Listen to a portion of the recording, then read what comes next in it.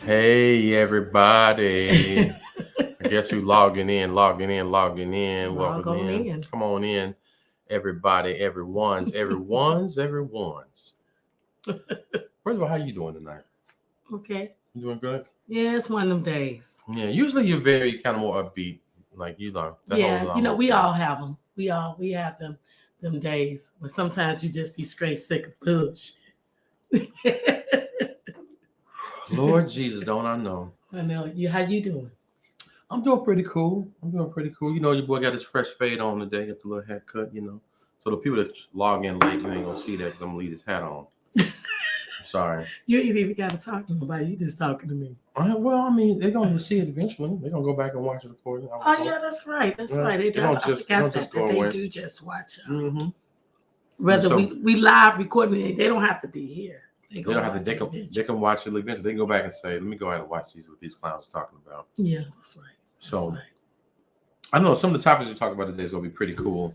Okay. I kind of am looking forward to really delving into the relationship thing. So remember yesterday I was telling you about when I was talking about how the conversation went last night with the people I was at the cigar lounge with. Yeah, I'm not. You said you was on fire. I was, we had a little Earl on me, you know what I'm saying? So, but I was just being our authentic self and just telling them the truth and giving them some pointers or just talking about, what things I think I think is somewhat antiquated concepts. Did still people just have questions? They had questions because the more you talk, the more they want to know, or the more you talk about it, the more they want to know. So we're talking about those different things. Okay. So we'll get into talking about, I guess ethical shit, like not being not lying, you know what I'm saying? The bullshit and the lying and shit like that, games. Cut all that stuff out. Cut all the games, cut all the bullshit out. Let's get to it. Right. So that's what we're doing. So we were talking about that. And there was people in there. Now, I'm gonna say this. As we get into our topics, as we start heating up the show, but there are people I have a question. Is wanting to be married is wanting to get married. Is that a realistic thing? So for Black women today, do Black women or just women in general want to get married nowadays? Well, was that a question? Well, it's not the do they want to get married, but is the reality of actually getting married is that a thing? Is that even feasible? You say it now. Is it feasible? Is it a realistic goal? Because my question was, and we'll get into the hot topics, and you let me know if I'm going too far into it. But my question was, thank you guys. So my question was, so I said it just like this, and I'll say it again later in the show. Okay. If what you want out of life or whatever is escaping you at every corner, is it really a thing or not? But sometimes we do got to get out of our own way too. So a lot of times, just because it's not happening when you think it's time for it to happen, whether you reached age or milestone, or I done been through all these frogs, you know what I'm saying? And I done had all these fake ass princesses. That doesn't mean it's not meant to happen. But when you get out of your own way and let destiny take its course, it still is there. Okay. So it's just like saying, I pray for what I ask God, what I want. And then take that, so you just stop praying? But you don't know what God designed for you to. So you still do. I think a lot of times we want things to happen when we want things to happen that you're really not ready for. And you and I experience marriage as long as it has been. That is somebody just gung-ho to do it right now. It's like, okay, so are you getting married for the wedding? Because you want to be fabulous in your clothes and you want your, all this diamond stuff. Or do you understand after that comes a real connect? Like, you might have to truly not only wipe your tears, but wipe his ass. That's a concept, ain't it? That's a serious concept. That's something. That's a concept. That's beyond. Yeah, but dress. My thing is that people are seeming to want to get married, and everybody wants this thing. It seems like it's not happening. So according to who, it's not happening. I mean, it's just like right now. Everybody say, why everybody just continue to keeps, it's like trying to date somebody. It's just crazy. Say I meet somebody, I go out with them, we kick it, and then they leave. And everybody's like, oh, this is the story of my life, this and that. But I saw a comment that absolutely makes sense, is that you really need to stop and think and be like, you know what? Where am I at in order for that to be? Because simply sometimes you're not ready. Sometimes you're not even ready for the things you pray for. So I don't think it's something that is just not going to be. I don't think it's just something that it's not going to be. I disagree. I don't think that. But I think a lot of people do think that. Let me see something. Thank you so much. That's a friend if he can get something off my mouth. Yeah. Well, it was just like a... I don't know. So that was the thing to me. I just feel like if something that you want so bad is so, like if you say you want to buy a house, you shouldn't be 30 years still trying to buy a house. It shouldn't be that hard. Yeah, because that's not on anyone or anything. That's simply on me. That's like it's saying, like you say you want this and you want that, but are you projecting that? Are you exuding that? I can say I want this kind of man and want that kind of man, but what kind of woman am I? Am I putting myself in a position to be able to get that, to gain that, to have that? Mm-hmm. You know what I'm saying? To earn that. Or if I don't never come outside and I'm just hiding behind the camera all the time, and my chances of actually meeting a husband is just very slim. Okay, so my question is, how many people do you know within our age range? Let's say between 30 and 50. Okay, 30 and 50. How many people that are wanting to be married, whether they were married before or not? You know what? To be honest with you, what I've encountered is that it's not so much as everybody want to get married. Everybody just want to have somebody because that's the way we're made. Like if somebody just want a real person that they can be with on the real, it's not so much as I want to lock it up and put a ring on it. I really want someone that I can just really enrapture myself with and be myself with authentically. You know what I'm saying? Because people don't have people that they can truly rely on anymore. Like for real. It's like everybody, the most majority is on bullshit. And that's not good.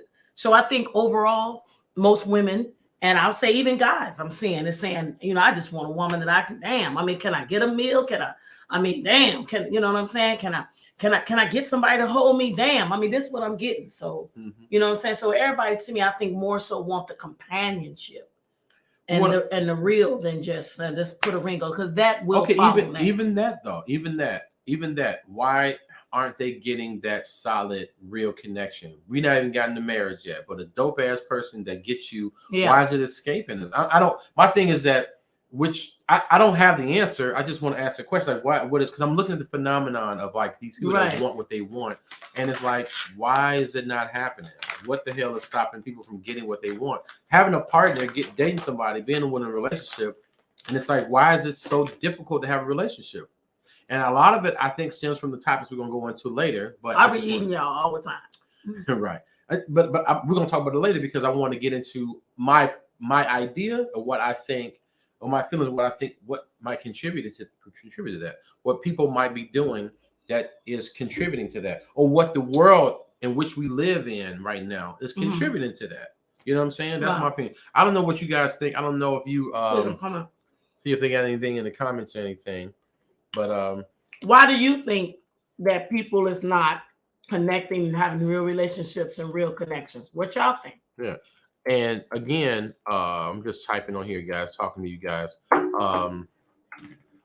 So bottom line is, our question is, why do you think that people are not be able to get some dope ass connections? Why they can't get no vibes? Why is great relationship escaping you? Why can't you find this person? It ain't necessarily mean that it, like I said, I feel like, I mean, it's a lot of people that's looking for some shit and not getting it. Right. I'm not trying to figure out why you're not getting it. Right. I know what you're saying. I say if I want a house, getting a house is really on me. It's not like I'm waiting. The other person has to agree. I mean, they do, but it's like it's a bunch of houses. You can buy a house. It's not like it's two people's feelings. Right. Per se, to say we want to journey together. But I'm like, what's the deal with that? So I don't know if you want to get into. I mean, a lot of people feel like why they cannot, you know what I'm saying? Just date. What's up with that? Like, why I can't find me somebody? What is dating? I say the same thing. What is it? Like, I think it's different for everyone. Some people say, you know, it's COVID. I'm not trying to be outside. I'm not trying to go nowhere, and it's limited. We can't go nowhere, so you're gonna have to come over my house, and we gonna Netflix and chill. But some people, good. I mean, some people feel like that's just a good way to smash. we're gonna really Netflix and smash. We're gonna order some wings, and you're gonna come through and you're gonna sit down on my couch, and then all of a sudden, you know what I'm saying? So it's like that. But I don't know. It's everybody got that thing. Which makes sense, because now if people are feeling like that's just a reason. Yeah, but if people are feeling like, I get what you're saying. So let's say a woman. If a woman is feeling like, okay, number one, I don't feel comfortable going to no man's house. I don't know you yet. Right. Then it's like, well, yeah, I guess he can come over here, but then do you really feel like him coming over there? Because some people may feel like, is that an indirect invitation? Like, maybe we take it the wrong way because it's COVID. Right. I'm not going anywhere. Don't necessarily want to go over his house. Do I necessarily want to come over here? So now that kind of eliminates, well, shit, I don't know what the hell we're going to do, because I don't really want you coming over here. And then if you come over here, you're going to be expecting shit because you're in my house. People just kind of be feeling that way. But I know there was a lot of COVID babies, so, a lot of COVID breakups. Pandemics. Pandemic children. Some pandemic Them babies. Pandemic children. So, they hit different. I want to delve into our topics or whatever. Okay. I don't know if you got them written down. I was hoping you had them. What? I got them on the. What's that? We don't even know. If you on here, you watching us, you can because we can't tell who's watching us. We can't, not yet. You can say hello. Can you say hello to us? Yes, say hello. But you see the little thing up there saying something. Yeah. Mm-hmm. Can you say hello? You saw something saying. Look how I'm looking like it's an old thing. Like, can you? Guess not. Okay. Well, so let's get into it then. Okay, so you wanted to talk about being poly. Well, I didn't necessarily want to talk about it, but we are going to discuss it. But what you think? Okay, so can you let me streamline it for a minute, just so I can get an idea? Mm-hmm. See, that makes me feel like somebody is trying to say something. They probably are, but it's not. But we can't. It'll show up here. All the comments will show up here. See. Yeah, let's say comments there, because I just said. But that was just us. Mm-hmm. I'm just saying this is the comment. Click the eye, see if you can see. Live viewers, but it won't show us. It's fine. All right, y'all. I can't see. I can't tell. Okay, so what I was thinking about, what I'm hearing, not being 100% in monogamous world for myself and yourself, being into the polyamorous world. I think reason why I say part 2, because we talked about this, and for people that, which I'll let Ed explain that better than me, what is being polyamorous and versus, I think everybody know what being monogamy is, but also there's a deciding factor that you broke down, that you shared with me, that I think is really cool, that people do need to understand how polyamorous works. Okay. So I'm going to speak as a monogamous person from what I've learned through you and through, now being asked questions and what's this, because people curious about who you are. Like, okay. You know what I'm saying? Just like I was when you first told me. Mm-hmm. So with that said, I like that it's broken down as to, it's just not y'all slanging everywhere, all different types of fluids. You know what I'm saying? Which in the world of sex, that's what's happening on monogamy or polyamorous. Right. I mean, whether you're lying or being honest, right. Or you just a snake or, okay, let me stop because, I get it going. Mm-hmm. But with that said, I would say this much. Being polyamorous, you all have an ethic code that you go by. There's an ethical code of that, as well as boundaries. No different than being a monogamous. I expect you, if you tell me that we're an exclusive, then we're in an exclusive relationship. Right. It's me and you, and that's it. Mm-hmm. Okay. But being in polyamorous relationship, you can be in a multiple relationship, but you still share with each other who you in that relationship, who we in that relationship with, correct? Yes. As well as some things might have boundaries where you're not allowed, or it's not that I don't want to go here and I don't want to go there. Hey, Charlene, I'm silently listening. Hey, Charlene. You don't have to type it, she can hear you. Okay, I'm saying hey. So hey Charlene, welcome. So yeah, so when it comes to, obviously, like I said, with a monogamous relationship, you have people, even in those relationships, you are those are boundaries too. Okay. There's things like, when you're in monogamous relationships, obviously me and you, but then it's like who's, you start getting the gender roles, who's gonna do what, who's gonna work, stay home, and stuff like that. So in polyamorous world, y'all do the same thing as monogamy world. There still is gender There could be still gender if they still subscribe to that. So then tell us and the people, okay, Mr. Ed himself, share with them, which I think everybody want to know. What's the difference of being, why would I not stay monogamous and become, polyamorous? Okay, so here's my thought on it. Number one, is everybody 100% able to be honest? And there's two types of things. People say there's communication, right? Everybody got to be able to communicate. I remember people say that shit for years. You got a good thing in a relationship, you got to communicate. But they don't. Well, but let's hear me out on this one. Okay. They don't. But they say you have to communicate. Well, that's one thing. That's just the surface. Communicate, just speaking, right? Right. That's communicating. And that's communicating where the person allows you to communicate honestly. And the third level is being able to communicate to the point where the other person can understand what you're saying. So I think here's the thing. The issues are when it comes to poly and monogamy and the whole nine is the communication part. The communication part is how do you set the relationship up where there's an understanding of who you are honestly? Can I feel comfortable to tell you 100% this is what I like? Well, let's get more specific, because if we're in a monogamous relationship, I can tell you, babe, my favorite color is blue, and I like to go here. I love me some Cheesecake Factory. You know what I'm saying? I want you to buy me a bag. Okay, that's not what you're talking about. You talking about communicating, saying, look here, babe, I like you, but I like her too. That part. And so we get caught up in that because now this is what I say about communication. I ain't trying to cheat on you. I'm trying to keep it 100 and what let you know what's up. So you give me the choice to stay in the relationship with you. Am I right? Right. And so exactly. And so what happens is you have to pick a partner that you come into the gate being 100% honest. And what men do, they are afraid of the ramifications or the repercussions of what they say to the woman. But why? We're at the gate, right? They're afraid. Men have a thing where we've been told this is the whole thing that's got to be the whole sacred cow has got to be torn down. We've been told women are emotional. Men don't know how to deal. Well, no, this is what I'm saying, but that's an unfair statement. Women are not emotional. Women are just understanding of they operate in their emotions. They actually speak in their emotions. They actually control it. Everybody's emotional, but what happens is men don't know what to do with it, so we just don't do it. So that's all it is. That's all it is. Because we're all emotional. You talk to me, and when I call you, you be like, nigga, I be more emotional than you be when I'm on the phone. So how can we say that? I call you, and I'm like, man, this is what I'm going through. You like, nigga, get your shit snap together. Your ass out. Okay. But at the same time, though, I want to stick to that just a little bit. Because you said the reason why men don't be honest because they say women is emotional. They think that they're going to respond in the way that they can't accept. Okay. That's where I call fuckery. At the highest level. I don't disagree. You know why? Because I feel like it's a selfish act.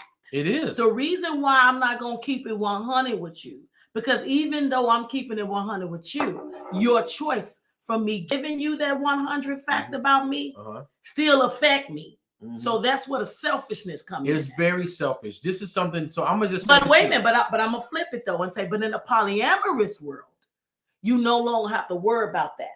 You don't have to worry about that because now I'm telling you, I mean, I don't know about y'all, but my number one thing is I don't want nobody to take my choice away. Right. So if I'm kicking it with you, I'm vibing with you in any type of connection, relationship of any kind, I want to know and I want to have the choice if I choose to mess with you or not. Exactly. But if you lying to me, we got a problem. Exactly. But now I understand they say, I hear men say all the time, women can't take the truth. They can't understand it. No.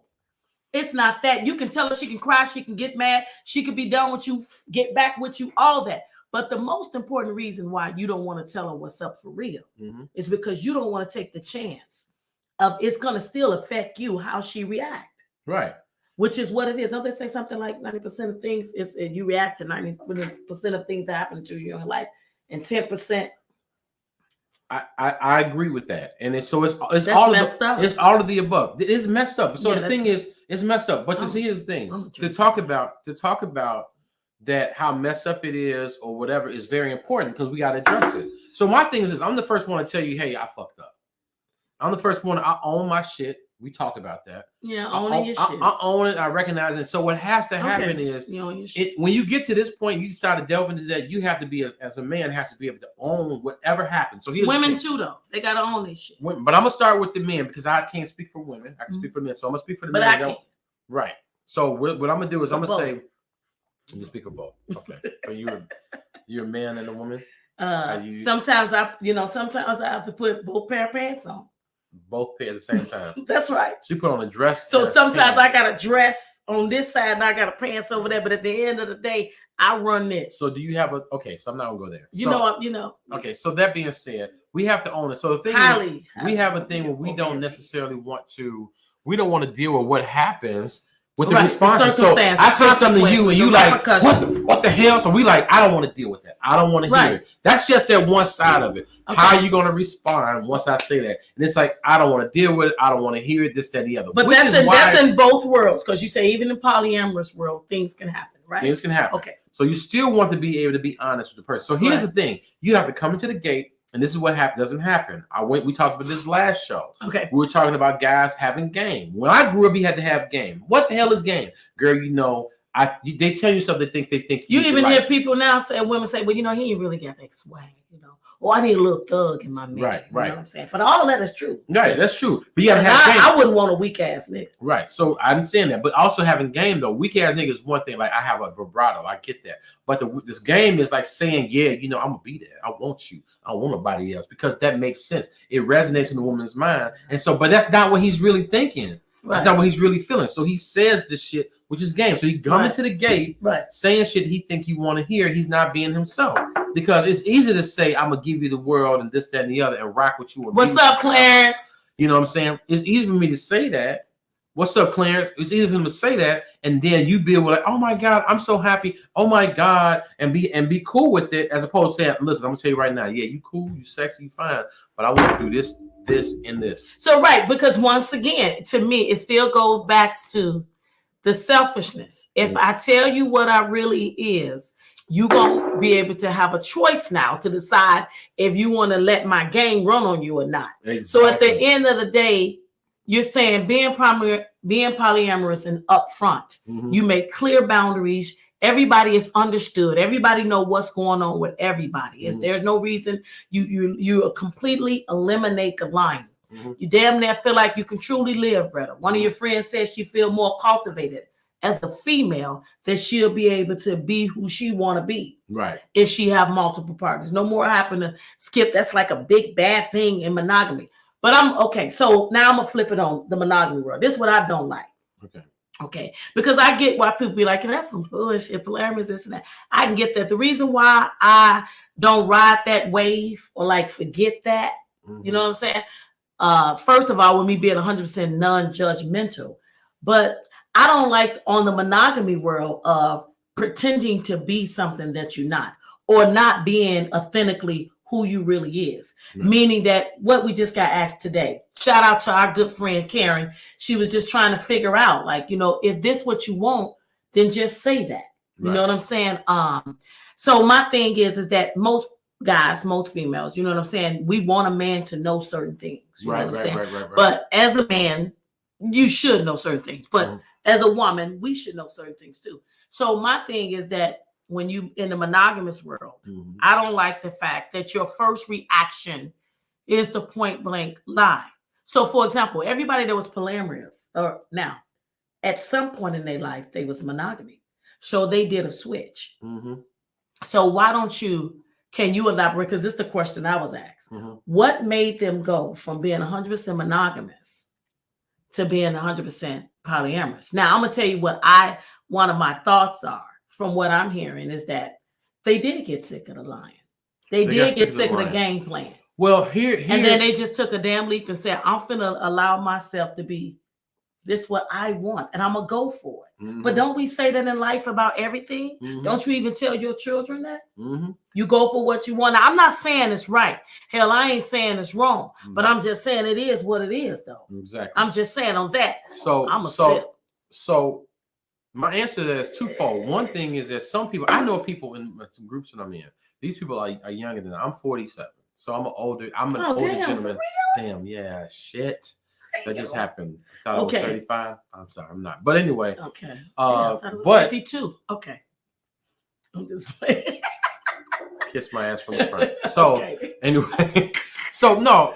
So people that are older now, they kind of what happens is if you get to a point where you're a conscious person and you start to really be an evolved human, you start to realize, okay, I don't want to live in this manner anymore. Right. There are a lot of people that I deal with now that are a lot younger than us, like 10 years our junior or 15 years our junior. They made the switch? Well, I wouldn't say they made the switch. They go into their marriage with that open and honesty. So what's the difference of polyamorous than an open relationship?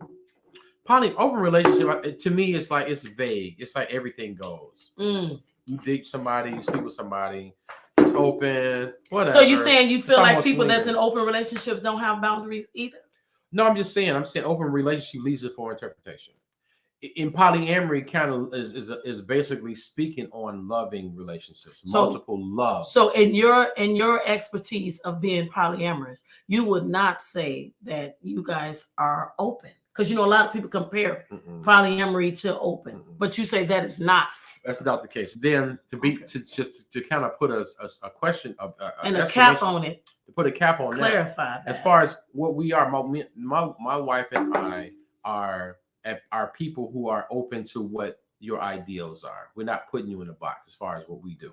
So it's not like, oh, we date this, we do that. It's like, okay, we're open to being honest, which we, for a long time, open to what you want to do. And our thoughts are always loving things, long-term relationship, things that help our family, things that benefit our family long-term and our children, a long-term loving relationship. And we're allowing that person to explore and love the way that they feel that works for them. So that's what that is. Open marriage is like, again, like to me is a free for all, but I don't want to delve into that per se, because that can go all type of ways. But for the most part, there are boundaries and there are things set, and everybody kind of constitutes their boundaries. They constitute their rules and their rules of engagement that constitute what works for them. We're normally outside of this and very private about that. We don't talk about it or whatever, but I think that it's an eye opener for a lot of people, because people that I see and have met and other people are not able to be themselves, to be honest. And it's really, sometimes it's hard. But my thing is that I would rather know than not know. Yes. I'm a person, I would rather know I got cancer than find out I had cancer and I could have fixed it a long time ago. That's right. I'd rather know than not know. So some people aren't that way. And just like cancer, I would like to know what stage we are in relationships. So with that said, and I get that when you say, that's not something you really want to lay out. This not a personal attack on Ed at all. You know what I'm saying? I'm coming for you if you think you coming for my boy, but that's a whole nother case. But I'm just going to say, at the end of the day, and I'm talking to everybody, anybody got anything to say regarding that, period. I just think that you need to own who you are, and whatever the hell that is. That's because really what it comes down to. Because at the end of the day, if you're gonna talk about polyamorous, you're gonna talk about monogamy, then you're gonna talk about people being a lesbian and people being gay. Right. So what I'm saying is, everybody should be able to be who they want to be. You ain't got to stand before me. Right. Oh, that's what I do know. Yeah. Because everybody got some stuff that they got to deal with, and they all got to stand to me in front of God. So, or whatever you want to call your higher power. Right. But at the end of the day, I just think the understanding of how people concept and look and think of other things kind of do pave the way. You know what I'm saying? Because it is a new age. It's a new age now. It's a straight new age now, the way people looking at things, reacting to things, and doing things. Here's where it gets tricky. And I ain't trying to be sleep on it. I'm woke as hell. This is where it gets convoluted, because of the fact that there's options. Back in the day, our parents would work at a job 30 years. Right. They had to look around. Right. Nowadays, it's like, listen, you go to the job and the boss talking garbage. You like, you on Indeed, like, let me see. I ain't got to do this. Not today. I'm about to start my own business. Not today. That's right. Today is the day I'm not, you know what? I'm gonna do my own shit. And then you start to realize, then it's that's like, true, they do. Back in the day, we had to go, we wanted to get something done. We would go to the library. And I don't even know, we go to the library. But we go and get thesaurus and we get encyclopedias to get our information. Now everybody call on Google. If we want to get an authenticated documentation, there was a thing called microfiche. Remember that? Right. You had to go to certain areas in the library to get this microfiche. There was an authentic document to get it printed. Yeah. You had the copy machine to run it off. Now it's like, you go to my phone, I can look up everything I want to look up, find it out. So take that concept and look at dating. Take the accessibility to information, knowledge, starting the business, starting the website, starting the podcast, doing what you want to do, online sales. So you're saying because there's so many different options, really, you really do have the power and the freedom to do what you want. You could do what you want. And what happens is you have the options, and there are bountiful people that satisfy certain parts of yourself, or that you may not have known that they have certain things that you identify with, and you would have never have known them meeting them on the bus stop or in your school. The dopest people aren't necessarily in Chicago and Wisconsin or in or California. That person that you may love, that you know you're in California, might be in Arizona. Right. But back then you wouldn't have never known them. Right. So now you say, well, do I limit myself? Right now you was always looking at the local store or looking at the girl standing at the bus stop sucking on lollipop, right, on the pork chop. With LL Cool J. That's it. Yeah, but they're standing on the bus stop sucking on the pork chop because that's all we can afford. Damn it. Well, lollipop should some people couldn't get no lollipop. Well, you can find somebody that lives in a whole other country. Jaquisha, we couldn't get no lollipop. Well, Jaquisha was relatively but I was with that pork chop and that hot sauce. That's that Maxwell. Ooh, I'll eat that. Yeah, Maxwell Street Polish. You had Maxwell Street. Yes, everybody had. I know y'all had Maxwell Polish. Well, you ain't from the side. You from like. How you gonna say I'm not from the side? Oh, my bad. I wasn't sure. I'm sorry. I thought you were from the suburbs and shit. Boy, I'm about to cut this camera off and go straight up Chicago. Shit? You know what? You always trying to put me in another state. You do sound like you from the west side, though. On some dead ass. Yeah, you got the west side. I don't got nothing to do with the west side of Chicago. South side. No. Give me a street name right now. Street name. What, on South side? Give me Low. Huh? Low. Wasn't Low. Edgerton. There's Edgerton. Yeah. That's like in this fucking downtown Edgerton. No, it's not. You mean Eggleston? No, not it's Eggleston, but there's Edgerton too. Up north. No. Edgerton where? On South Side. If you really finna do this right now? Know who you really finna try to cut? I'm trying to ask you. You finna question my Chicago ethnicness? Your validity. You ain't certified. You talking some? I'm not certified. Somebody tell me what. I mean, I heard the street. Okay, this is how. Okay, anyway, let me explain to y'all how you know if you certified from your city now. See, a lot of y'all guys rep y'all. I'm 100% Bear fan. White Sox, Cubs, all that. Okay. But this is how you certified. If you can take your hand and you can whistle, go outside, or you could be in the store and you can go, woo, and you got a gun you can call, not a gun, a goon, that you can call right away that would tap that ass, you in the right place. So keep talking, Ed, because I'm in my city. And I can do that, and they gonna pull up. Yeah, okay, but anyway, Yeah. Because he keep calling me get to. Yeah, but I mean, everybody pull up. It's gonna be a whole bunch of shootings. So you call your people, I call people. Here's the difference between you and me, though. The difference is that you ain't gonna get a chance to call nobody. That's what I'm saying. I'm straight packing now. You got to get to it, though. You got to get to it. It's always right here. Anyway, we done got off track. Listen. So we didn't get off track. I don't even know where we were at. You didn't fuck this ain't ABC. Yeah, we do what the hell we want to do. Well, I'm just saying, going back to the points, is that you got options all over the place. Yeah, but it still don't eliminate the fuckery. So let's keep that right there. So it's not about the fuckery. You can lie being polyamorous. You can lie being in a monogamous relationship. You can lie being in marriage. You can still commit adultery. You can still cheat. Like you said, there's always been options. Even though I understand what you're saying, there's more options in dating, more options in meeting people. You know what I'm saying? You could text, what's up, babe? All this good morning, beautiful, this WYD, all that. I get it. But at the end of the day, at some point, you have to make a decision about what you want and what you're going to go after to make what you see for what you want in your life to be. I'm thinking based off of whatever I agree with you. Whatever choice you make. And so this is where it gets tricky. Some people, like some of the younger people, they kind of going right into it. Because they come up with all the information. They already know its options. So you think it's more millennial and young age people that are now just coming right out the gate? They come out the gate. I find that they coming right out the gate being more saying that they're open versus being polyamorous. Because I feel like what I've learned from what I've been asked on my forum is that they don't know which one is which. But they are putting them together. So that's why I wanted to decipher. So I like that better. So you're right. They're being more open, which means if poly suits them, they're open to being poly. If monogamy suits them, they're open to it. They're not saying I'm this and they hadn't tested the water. They're actually saying that I'm going to try one or the other. I'm open to either one. Right. And there are people now. Here's the thing that's the misnomer. The misnomer is that people who are poly have some sort of judgment against people who are monogamous. And that's not true.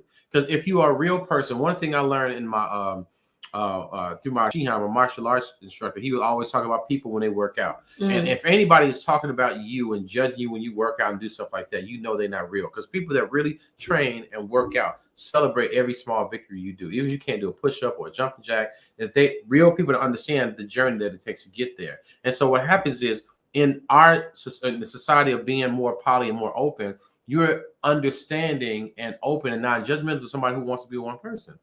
You're not like sitting there like, why you want to be? That's not what we do. Like, no, that's dope. We respect that. But conversely, some people kind of judging like, why you want to be? Why you can't? One person can't satisfy you. I'm not enough. And it's like, well, that's not necessarily what they're saying. I mean, but respectfully, so some people don't agree with that polyamorous open bullshit. That's what they would say. But then, just like y'all could say, I don't agree with that monogamy bullshit. That shit is dead. I've heard men and women say the same thing. It's not just a gender thing. Yes.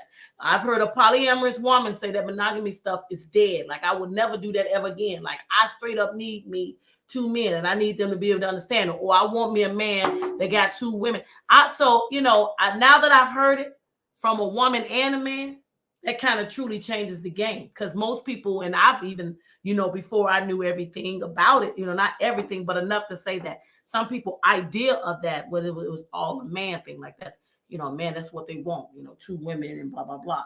But moving on, I would say for anybody that is listening to us, I don't know what you think or what you don't, but you can hit us with questions and, hit the expert here, you know what I'm saying, about a lot of different topics. I feel like that at the end of the day, everybody have different experiences. Everybody have different attributes of why they see things the way they do. But I just say, and what I'm going to always say is be authentically you, because that's where your true happiness is going to be at. I got a question though for you guys. Are you guys hearing us okay? If you want us to be louder or whatever, let me know, because we're working on, as we're building our platform, it's very imperative to us. So we kind of get your feedback, relatively positive feedback, but critical, honest, positive feedback, positive reinforcement helps.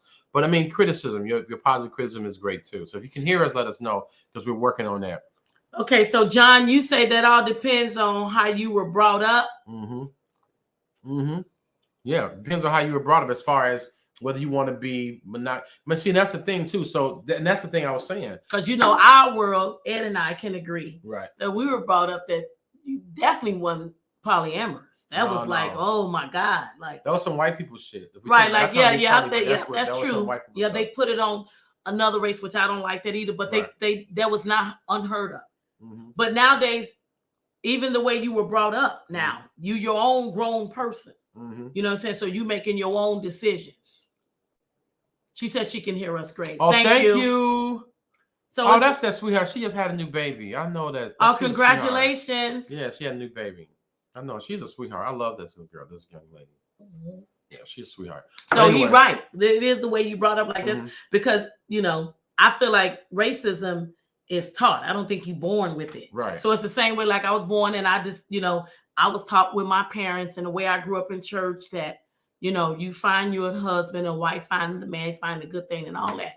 Now, it's just, some people say that's just old. And we was talking earlier about, is chivalry alive, or can you as a woman pay for the meal? Moving on to the next topic. Why do men have a problem now? Are they saying, or they're asking women, have you ever took a guy out? Have you ever paid for a meal? Have you ever? That's just crazy. But they say that. She's so sweet. I'm sorry, I was reaching out to her. She is this little girl. I love this little girl. I've known her since she was a little child. But anyway, no. So you're right. But we were talking about that earlier. Yep. Moving on to the next topic. With them saying that if they want to know why the woman can't pay for the meal. Yeah, it's like men have grown tired of that idea of he take the woman out and he pay all the time. Okay, I'm gonna deal with this. Remember that the women are asking that, like, why is that happening? But it's the same thing the men say. If a woman can go out and buy a house and she got this, she got that, so why every time we go out, I'm paying for it? Right. I think that's, to me, now I'm gonna say this. This may come off a little assholey, or maybe a little bit old school. But this is what I'm gonna go ahead. A little assholey. I think a little assholey, and this is the I'm gonna tell you why I'm saying this. I think, and I'm kind of painting with a broad brush. I really want the men that's on here to weigh in on this. Come on. I'm painting with a broad brush. I think that men that question the reason why women do not pay for meals or they're expecting them to do this, that, and the other are women or men, I mean, that were raised by women. That's my opinion. Clarence says it's the experience. So when you say it's the experience, Clarence, are you saying it's the way you were brought up? Or do you think it's the way women are today? Women are more, they are pretty much, doing the same thing men do. Some women would say because, I got tied up, they have to step into roles as single mothers. They have to do a lot of things. So they advance themselves. But it's some men that has also became to have a standard of, I'm not messing with a woman if she ain't got herself together. She ain't got this, that, and the other, then I ain't messing with her. But that's the same thing how a woman brought up was taught. You got to get you a man to be able to take care of you and be able to do this and do that. So some men are prefer and are proud and want say her name when you say it, so everybody can know who you. Miss Phenom says some men prefer and are proud and want to be that figure. However, a real woman wouldn't mind splitting a bill or taking it over. Now, I love that statement, and here's where my uncle taught me something a long time ago. Uncle L, he's not watching obviously, but he's a little older. But Uncle L taught me something a long time ago also about marriage. And he was like, in the marriage, in your relationship, you are worried about making sure your wife is taken care of, right? I know you need a bag. I know you need some stuff, this, and the other. I'm buying it for you. Okay. Now, I'm doing all this shit for you, right? I'm handling, doing stuff for you. And like, oh, damn, I gave me no shoes. But meantime, you the one bought me my shoes. We're constantly reciprocating, doing for the others. You don't have to buy you a bag because I already bought your bag. I took care of your bedding. I took care of stuff like that, and vice versa. I'm like, she didn't got my shoes. She didn't look out for me, make me look straight. And so what I say when it comes to the men, I go out to dinner with my wife, and I'm like, okay, we're going out to dinner. I'm paying. But it should be almost like, baby, I got you.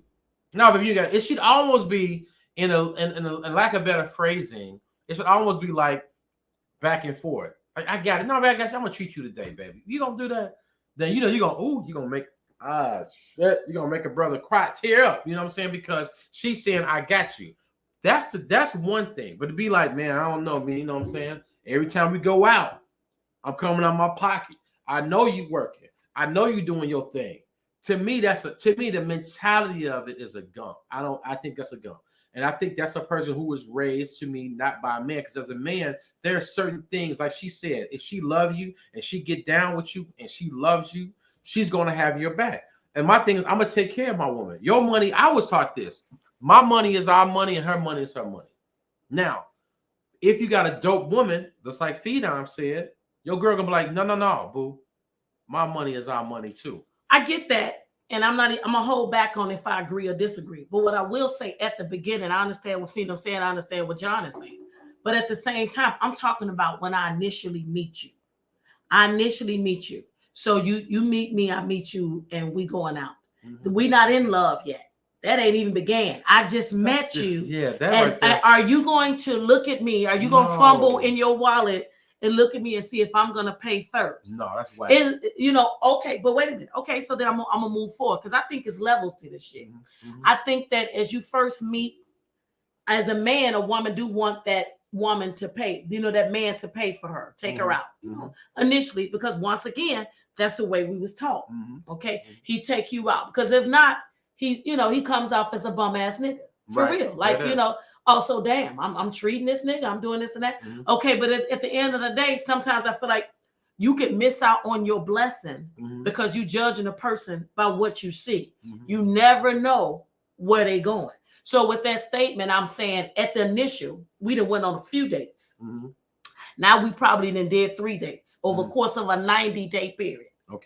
Okay. And you've paid every time. I mean, we didn't have ice cream. We didn't have Starbucks. We didn't have a gourmet dinner. We didn't went to the movies. So it's at some point in your mindset, you're saying a young man raised by a single mother. At that point, he like, okay, I done did all that. So she need to be paying now. I don't agree with, I would never, I don't get into that. What's your take on a man thinking that a woman should pay right out the gate? That's a gump. So you think that's a gump? I think it's a gump. A gump. So you saying a man should pay right out the gate? I'm saying a man should pay. Men pay through they payroll, bankroll. Women pay through their, that's old school. That's terrible. Okay, so John say not true. If you initiated the meet and you asked him out, I think you should pay. He's the exact kind of man that I'm talking about. This is what the women are saying. This is what they saying. They running into John's. John is old school. But wait a minute. He might be. But at the same time, if the man asks you, if you asked her out, John, you asked her out, are you saying you will not pay and you think she should pay? Or at some point you think like y'all should do Dutch? Well, I'm going to speak for him because that's my brother, and I'm going to speak for him. And John, his woman ain't got to pay for nothing. But he's saying if she initiated it. I'm calling you out, John. He can speak. You said if she initiated. So Ed, if I'm trying to rap with you, okay, and I say, you know what, let's go here. You know what I'm saying? Maybe we can go here and we can get some ice cream. Mm-hmm. So when we pull up, I should be the one to pay for that because I asked you out. That's what John is saying. I think that if he you said if you initiate the meet, you should ask him out. I think you should pay.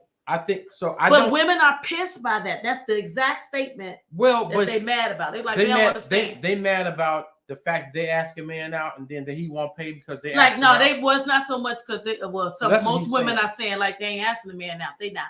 They saying like they be talking. You know how they say we talking and then we decide to do something. Mm-hmm. This is why I say that gray area that not really communicating and then they go out and they do it and they looking at him and he like, what you mean? Like, this is but you got a house, you got this, you got that. So why am I paying? So I think you know what I'm saying. That part. Now I'm trying to understand his point of it, but from what I'm understanding, and I know him, what I'm understanding is he's saying if you, this is what I think. It's like the underlay for the overplay. If you say, Ed, let's go out, man. I want to go to motherfucking Ruth Chris. I want to go to someplace Cracker Barrel. He said you said it at the beginning of the relationship. Okay. So if you say, I go out, you say, let's go out to the Starbucks. Yeah, come on, let's go out to the bar. I'm going to take you to Starbucks. And I go there and you be looking at me like, then I can see a man saying, well, you wanted to go here. I'll pay, but damn. This is how I look at it. When y'all just met each other? If we met each other and you say, I'm taking you here. No, okay, so. That's what he's saying. Okay, he's saying if so she says it. My take on that is this. If first of all, I'm not never saying that shit ever. Okay, never. That ain't me. I'm not gonna rep that. But what I would say for my king, okay, if after we're dating, he ain't gonna have no problem with me doing all that. Right. You know, I set it up from the beginning to the end. It's done. He ain't got to worry about nothing. I ain't asking him to go on his wallet for shit. I'm gonna make sure I take care of all that. But I'm saying at the very initial, I don't know this ninja. Okay. So I don't know what kind of brother you is. So I ain't even asking for that. I'm the type of person that I like to find out what you working with. Meaning that I don't want to be saying, okay, let's go to this supreme ass 68 and up plate. And you really, you know what I'm saying, might not be able to suffice that. I don't know what you got. So I would say the initial and what I've shared with people, won't you just meet up with some coffee? And then you kind of figure that out and go from there. Right. Okay, he's saying that's what he said. Okay, so that makes sense. I'm not disagreeing with you. I think that's how, because so here's my perspective. But you got to be my king for me to be doing all that. Yeah, I'm not going to be doing all that. I think on initial, like going out, if you say, hey, let's go here and do this, that, and the other. What shows me something about you, and I had a situation where that happened with me, where somebody said, and I think I told you a situation where I went out, it was the first time, and we had a meet and greet, we talked. It wasn't an event. Man and woman reach in their pockets and do who pay. How did that play out? She said, okay, so what if both man and woman reach in their pocket? How do you play that out? And I feel like as a man, you go automatically, I would want him to be like, no, you keep that, babe. I got it. You know that's the point I was going to make. That would be impressive to me. But if he'd be like, oh shit, you got it. Okay, I'll be like, okay, this ninja. So then last time I'm seeing your ass. Exactly. And I want to delve into that between what John and what Phenom is saying. This is what I think with that. If you say, Ed, let's go to this restaurant. I want to go out. Let's go to this spot. Let's go. I want to go here. I've always wanted to go to Del Cristo. And we dated. Well, initially, let's say initial. Let's go back to like the initial 1 or 2 dates. Okay. You said, let's go to Del Fristo's or somewhere. Let's go to some, whatever. Just some restaurant. That ain't no McDonald's. It's a nice little restaurant, right? Whatever. And you said, let's go here. I'm like, okay, cool. I go there And I'm thinking like, okay, he said he Trump her. Right, he said he'll Trump her. He asked saying her state, he'll Trump her. He'll take over. So my thing is this. I think with guys who have it, if a woman says, hey, let's do this, that, and something like, okay, she dope. That's cool. Let's see what's going on. Right. And then you go there and you look at me like, you better pay for it. To him, it looks like, well, you told me to come here and do whatever. I was going to pay for it anyway. But you ain't even try. You said come here. No. You said we're going to go to Ruth Chris. We're going to go to this dope-ass Brazilian restaurant. You said let's go here. You told me to go. You said I get we there. Dating. And no, I'm talking about initially. If we're dating, I mean, to dating, and I got to ask you about the difference between dating and going together because, we also go together. I don't know. You got to break that down because I don't know anything about that. But if we, in our initial one or two dates. That was a low-key diss. Let me drink. No. If 1 or 2 dates, the first or second date, and you suggest we go to a restaurant, I just want you, even if you doing a motherfucking pump fake, I want you to be like, no, you don't get that person. And I want to be like, I got you. Okay, so I think for a man that's got it, he looking like, man, so she ain't in me for the bread. Okay, y'all know the song. Everybody know the song. She got her own. I love that. That's one of my favorite hype songs, especially when I'm doing my thing. If I'm working out or I just did, killed the client. I got my own. All the ladies, if you got this and that. Right. But my thing is that I'm gonna always have it. I mean, I know a person that went out and he had his stuff, but he ended up leaving his wallet, not on purpose. Everybody say, "Oh, he did on purpose." He absolutely did not. He left his wallet when he jumped out. He's running a little late. I had to go pick him up, and when he jumped out the car to go and meet the young lady, he dropped his wallet in my car. I didn't realize that he knew, but he was already gone in the restaurant. I had to make a 2-part decision, meaning that I could have ran behind somebody him. You knew? Yeah, my brother. Okay. I could have ran behind him and been like, bro, here go your, and then she would have been like, what's that? Brand new woman. Or I could have just rolled off and been like, bro, guess what? I got your wallet. So this is how we gonna have to do this here. You know what I'm saying? So, but he gets in there, right? Okay, he met a wonderful woman. There's nothing going on but the rent. He went in there. Nothing, John said, nothing going on but the rent. So he went in there and, they ate. The meal came out to like $100 some. Okay. He didn't even look at my text. He didn't even realize it. Okay. But while he going to think and look for his wallet, she had already slipped away the way to her card, minding that she felt something that like he couldn't pay or something. And who the kind of woman she was, she didn't want to be embarrassed. It wasn't like she was like, I got it. And she was just like, she just didn't want to be embarrassed. And she felt like he was taking too long. And it was sitting there, but he not realizing that his wallet is gone. So with that said, she paid for the meal. They leave, you know what I'm saying? Mm-hmm. And he ended up staying by, where they were. And then the next day she ghosted him. Like she didn't talk to him no more. No more. Then he said he'd call her. She didn't, you know what I'm saying? He never got a chance to say what really happened because he got my text after she paid for the meal. Now we fast forward. That happened a few months. I don't know, women do this just like men do. Going through the little Rolodex, she looks it up. Oh, KC. So she decides to call him up. What you doing? Mm-hmm. He was like, wait a minute, but you ghosted me. Like, you know what I'm saying? You never knew. Mm-hmm. She realized he was that dude. You played yourself. She told him what happened, this and that. And then when she came and met me, she said, yeah, I would have knew right at the gate. That was your woman. You playing me. I would have left. See what I mean? So the projection of stuff is like, you know what I'm saying? You never know. But what I would say is this. I don't absolutely have a problem of asking a man something and then actually doing it. I've always been that kind of person in friendship or whatever. But what I do. She said John said you should have called him instead of texting him.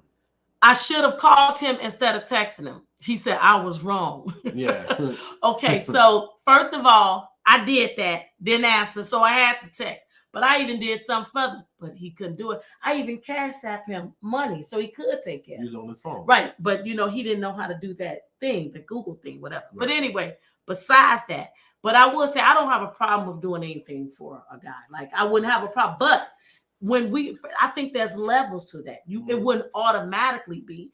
I'm going to look at you as a man to be able to do that first. Right. And as we continue on in the relationship, I got you. You got me. I got you. I wouldn't have a problem with that. I think it's the starting off and the expectations, which most people do have unexpected expectations. That's where I have a problem. And that's a female male thing as far as like the expectations that expecting the man to do the right. I think that you should be able to just, I mean, if y'all, I hope y'all had some kind of conversation before you meet out or something, or even when you do. That's why I say you might want to start small before you level up big, because you'll know what a person is at and what they really own. Well, speaking of ghosting, that's his huge fucking she ghosted him. Oh yeah, she ghosted him and then she doubled back. That's that double dipping I be talking about. But speaking of ghosting, we were talking about that earlier, about people ghosting and doing shit like that and not fucking giving the reason what's going on. And that to me, and we were talking about that before, about how fucking ridiculous that ghosting shit is and how whack it is, because people don't know what the hell happened. Now, in this case with bro, he kind of figured like, okay, she saw me as some sort of fugazi ass dude. And so he took it. He was like, all right, I'm not finna pursue it. He said, he ain't gonna lie. Right. He would have thought the same thing if he was a girl. Okay, Clarence said, good relationship. It's our money. A man wants to pay for everything.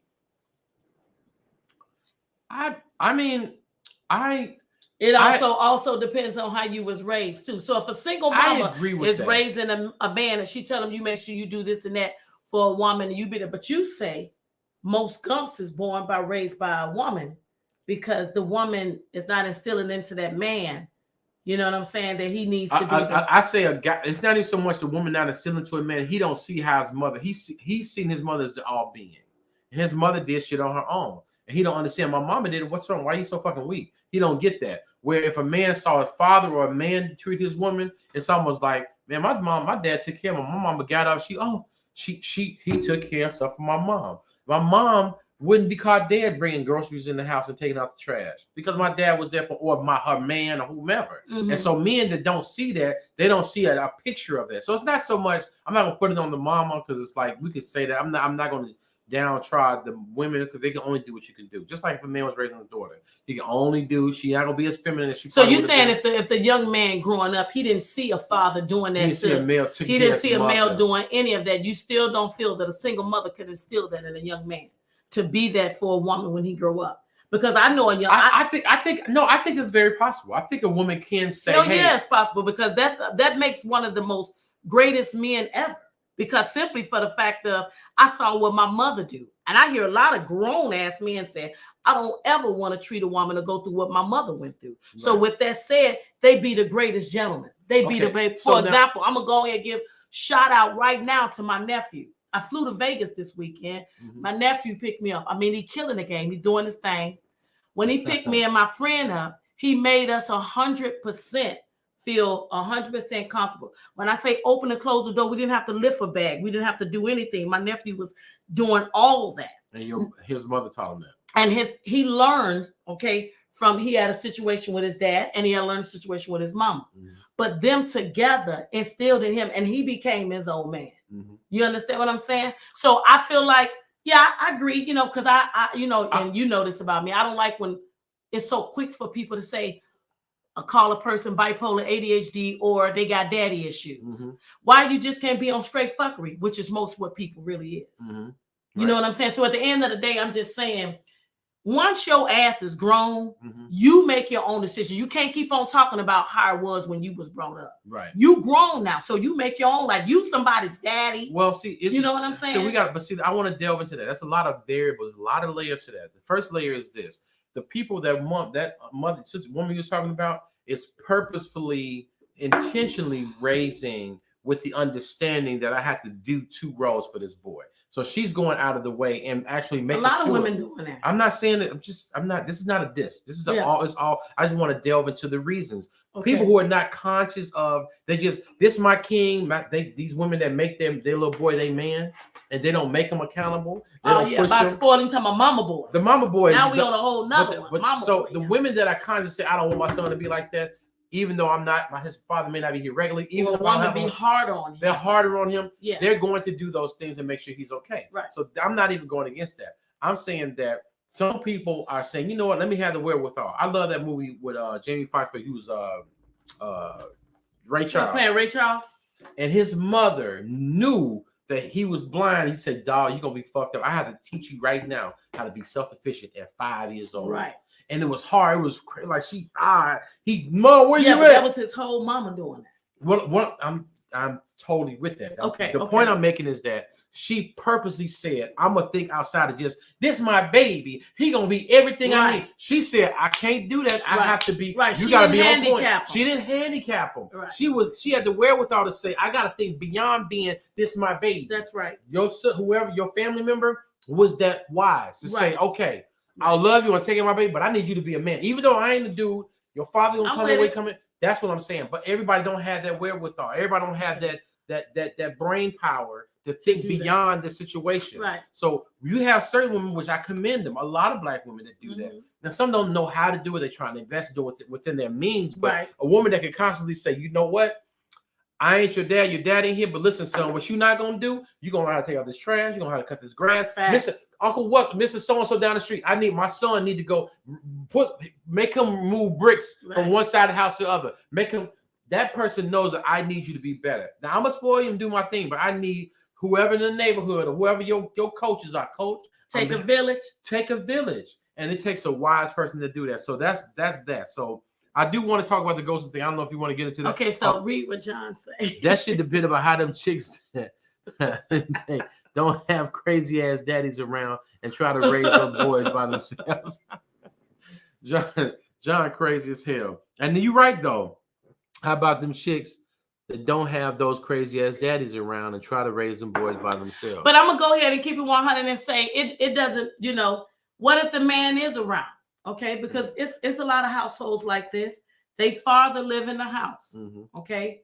But the woman is carrying more of the load of raising the children because he might be a provider, but he got a certain bracket of what he provides. And that's it. She could do everything else. So she's having these one-on-ones with her sons and she telling them, look, you know what I'm saying? You need to do this. This is what mommy do, but I don't want you to ever treat a woman like this. This is what I want you to do, blah, blah, blah. And they take that on themselves and they become the man that they are. Some people can take it on that they can fall suit and see, my dad was just lazy ass fuck, or they can fall suit and say, my dad always provided. For example, let's talk about Tyler Perry real quick. He never liked his father. They had the most terrible relationship, which he don't even talk to today. But he said what he instilled in him is that he provided. So that's what he's saying. He provided, so that's why he provides for him to this day. That's the one thing he did give me. My dad gave me a house, so he took his work. I'm gonna give him a house. Yep. He said, my dad made me sure I had a house. Yeah, kept a shelter over my head, so I'm gonna keep a shelter over his head. Yeah, you know what I'm saying? But as a grown man, he came up there. Now he could have took it a different route and said, I got daddy issues, so I don't mess with him and I don't do nothing for him. All I'm saying is that when you're grown, you're truly on your own, and you should be able to make a decision to be able to know what's right and what's wrong. And you need to communicate what kind of woman you want, what kind of career you want to have, where you want to go in life. I just feel like people, it's so easy to do this than to look at themselves and make a decision. You got to make a decision about what you want to do with your life. Because when shit ain't working out, you can't blame nobody but you. But your damn self. Right. I agree with that. I wrap that up. That's it. What do you think about a man having people having not necessarily a list or criteria? What do you think about people having like a lesser standards or something like that? Criteria for a partner. What do you think about that? But I would never say what your criteria as a woman or what your criteria as a man is lesser. But I'll just say, basing off what they want, because then I'm judging them. I might say I want a size 14 shoe. She might say I'm cool with a 7. So am I going to say, well, damn, that girl, you need to raise your standards, because he can have a size 14 shoe and that's all he got. It's a size 14 shoe. That shit just stayed in the shoe. But that damn little 7. You know what I'm saying? You know what I'm saying? So at the end of the day, moving into the next subject, you know what I'm saying? People say, all the time. Why is such a big old emphasis? You can do, you can do it anywhere. You can do it however you want to do it. But at the end of the day, I think it's up to you. What I don't like is that everybody be on everybody about their sexual preference. I feel like you need to stay the hell out of other people's business. Mind your business. Really. What you mean? I don't like people trying to judge people on how I thought they you want to judge people. It was a judgment. See, that's he the on first, this bullshit. That's the He first know thing I you don't say. judge. First thing you say. I know is you're getting me back here. right now. For what? For what I said earlier, but I'm cool. What you say earlier? I can take it, bring it. What you say? Because it's already been First of all, I don't know, but you have a fucking revisionist history. I can go down there. I can go down there. I don't know what you're talking about. But let's stick to it. We talking about the topic of sex, what y'all told me that y'all wanted to talk about, and I'm saying the statement of I feel like people need to mind their business about what people want to do sexually. It's none of our business. I don't give a damn what you want to do in the room. It ain't got nothing to do with me. Is that related to celebrity concepts or your children, your family members? I don't know no damn celebrities and what they doing. I'm never gonna get no shout out for any celebrities. They get enough of that, and I don't get paid for that. If I'm getting some bread, then I'm gonna talk about them. But until what then, I'm saying is that when you say people you don't care about nobody. He said, "Wait, playing you. You want an ugly dude with loot that treats you right, right?" I remember a while ago, I will say this about Steve Harvey. He told every woman on his show, you need to get you an ugly man because he will treat you right. The world have changed now because they say even ugly men is telling women, you got to bounce because I got options. Right. You understand me? The man shortage is short. So at the end of the day, take your own preference about what you want to do and damn it, how you want to do it. That's what I say. So you mean you tell me you don't care about what nobody do in the bedroom if they are into threesomes and orgies and stuff like that? And what that got to do with me? They might want to include you. No. They may no, say, what I'm listen, saying, I think that's not what I'm talking about. This is what I'm talking about. I'm talking about when I say I'm being disappropriate. That's what he always. I think somebody asked her. That's what this is coming from. Somebody invited her to a playhouse, and probably somebody from an old church or something. Somebody from your old church invited you to one really of the freaky places and stuff. I haven't, I have to. So somebody parent, he is somebody's daddy, so I got to respect and somebody's husband. So I gotta, I'm somebody invited her to a playhouse because he is really and she going got there. defended by. Are you really finna do this right now? We're gonna get in this subject. This that fuckery. This what I be talking about. Listen. Praise so anyway, what I'm trying to say is that when I say stay out of other people's business.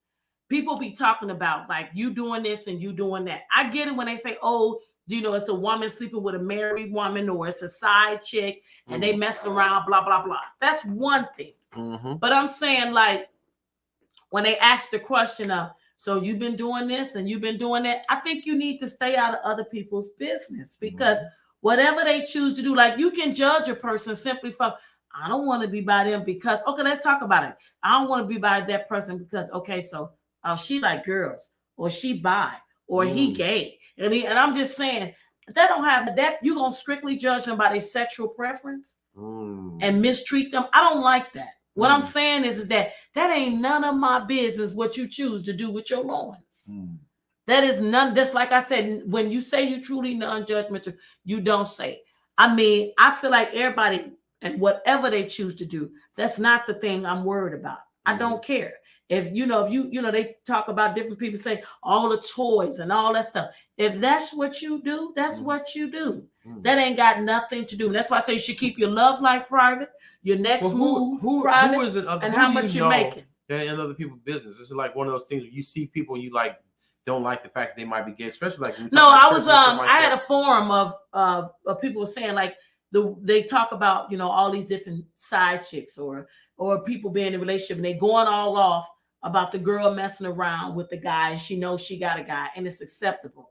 But I'm saying, why you give a fuck? It don't have nothing to do with you because a lot of the times when people all that trying to side with somebody, they already knew. I think that they already knew. I think people kind of. I think with that, I think people are kind of like trying to hone in and make sure it don't reach their house. But you can't. Because most of the time it's already in your house. With them people, most of the time, the one that's running their mouth is already in your house. And that's probably why they run their mouth. There's something in there that's vexing them. Right. He talking about long as they don't roll up on him. I don't get in anybody's sexual preferences. I kind of celebrate people's thing. The only thing that I have tried to understand, which I don't understand, is people, the pronouns and people like that, trying to understand gender specifics. Like there's all these things now. When you look at these, there's like cis hetero, cis male, cis female. There's these different words that kind of identify gender roles and they call them non-binary. The only thing, my thing is that it's confusing. And I never know what to say. Because sometimes you find yourself in the offensive state because you don't know what to say. There was this one video, and I know it was being silly, but there was a guy in there, and he was dressed as a woman, dressed transgender. We don't even know what was going on. The guy didn't know what was going on, but he kept saying, "Sir." And he got so mad, he started tearing up the store. Like, I'm a woman. And they were like, "Okay, ma'am." You know, it was just kind of, but he went off because they saw him as a guy. But he identified as a woman. It was a woman. And he wanted to be addressed as that. But he was ridiculously aggressive. And because they addressed him, he tore up the whole store. He tore up the store. And I'm like, so my thing is with that, I don't care about who nobody sleeps with. I don't care about who you've identified with. It's just hard for me to know how to identify or to address you. And learning those pronouns and saying, "Hey, excuse me," and just saying, "Excuse me." Right. I wouldn't say sir or ma'am. Right. Because sometimes you run into front of people and you don't know what the hell it is. Mm-hmm. And that's she said something. I don't know what that means. I'm just saying you don't. So you don't offend anybody by saying anything. Right. You can still talk to somebody without identifying with a male as a male or a female. Because right. I believe that. That's what I'm saying. So out of respect, I don't know what to call you, like you said, but I don't need to be snapping and going off and calling you out your name and saying that's where it gets something. That's why I believe it goes somewhere else. Right. But I want to double back for just a second and talk about something that said it. John Bogus said. That's right.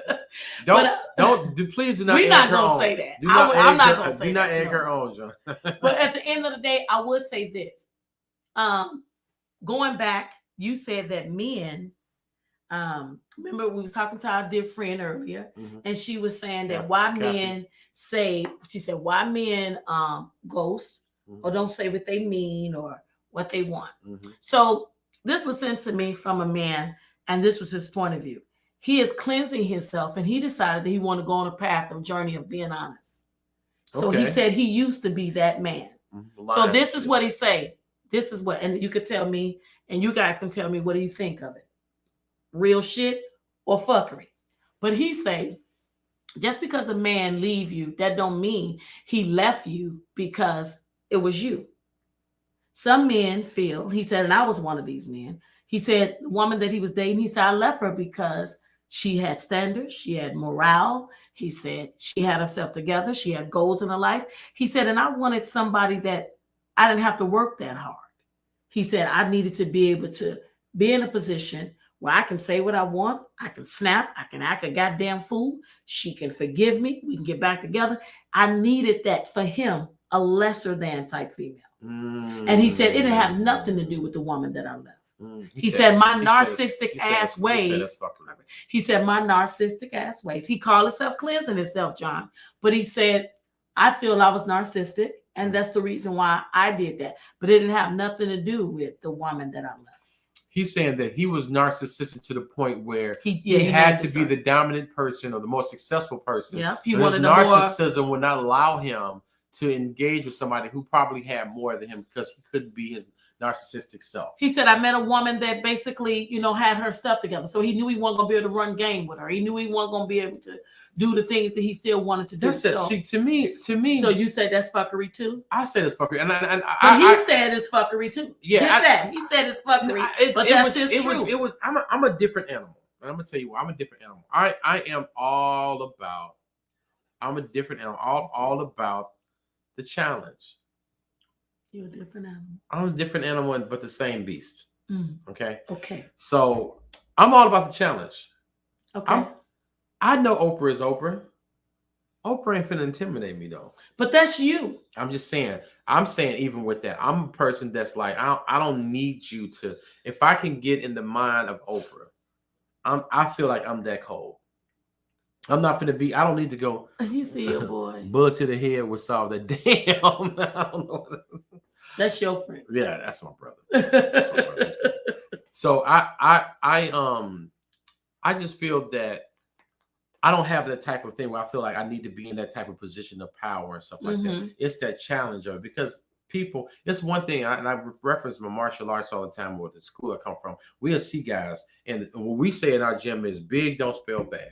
And we'll see a guy 6'4", 6'9", whatever, and we can look at him and see how weak he is, even though he's intimidating other men because of our training. It's like whooping a guy that's fat or out of shape or tall. We call them big weeks. That don't mean nothing to us. It's got to be a guy that's got his stuff together. That's like, okay. But you're okay. I get and that. I get that. I'm just saying. But I want to hear why you would say that that's automatically fuckery. Why you don't think there's no truth to that? Because it's a lot of guys. A lot of guys got on there and said that was them as well. That I realized that was all on me. I lost a good woman. But it's still, I didn't. It's all fuckery, because even if it's not fuckery, he said it's fuckery. He said I was fucked up. He admitted it. Well, it's fuckery, and it's two levels of the fuckery. Fuckery is being a fuckery for fucking the lady over and stuff like that. But fuckery even is in his own self. He's self fuckery. Like the fact but he selfishly wanted what he wanted, and he knew he couldn't get it with the woman that he wanted to get it with. And you ain't it. So if you're not in, I'm gonna go get me another woman that can do that. I think that's truth to that. That's truth to that, but that's what guys doing right now today. That's still as fuckery. Well as women. That's still fuckery. Why? If you're not gonna give me what I want, okay. So you know what? See, I know what kind of nigga Ed is. See, I'm not gonna do that. So you get a female, she's not gonna do, because Ed, I can't run game on Ed. Right. I ain't gonna be able to do that. The mind is a powerful thing, and once you get into someone's mind, the ball is in your court. It's just about how you play the game. Yep. I agree. I always say the game don't change. It's different players. But at the end of the day, if you don't think you can win, some people lose and walk away just because they simply think they can't win. So if you don't have that, that's why I say, if you change your mindset, you will change your life. So at the end of the day, if I'm already thinking that, then I'm going to leave you alone and go to another. Which is keep happening after generation. That's the mindset. So you know what, he ain't gonna, and then this where this all lying and cheating and fuckery comes in. Okay, so Ed gonna, you know what I'm saying? Ed gonna take care of me. He gonna provide me. He gonna give me this. He gonna give me that. But I got John over here. You know what I'm saying? John gonna put it down. You know what I'm saying? I can go play over here. I can go blah blah blah. Then I got Charles right here.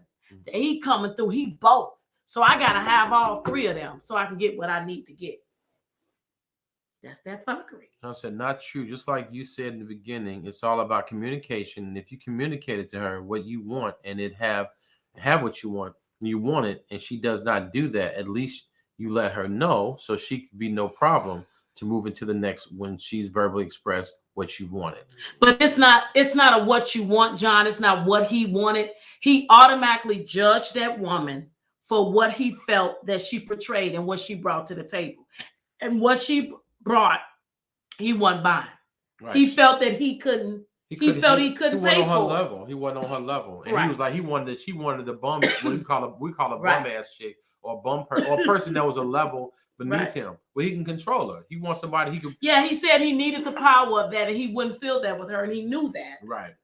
So he left her, ghosted her, and moved on to somebody that was easier. And it made it happen.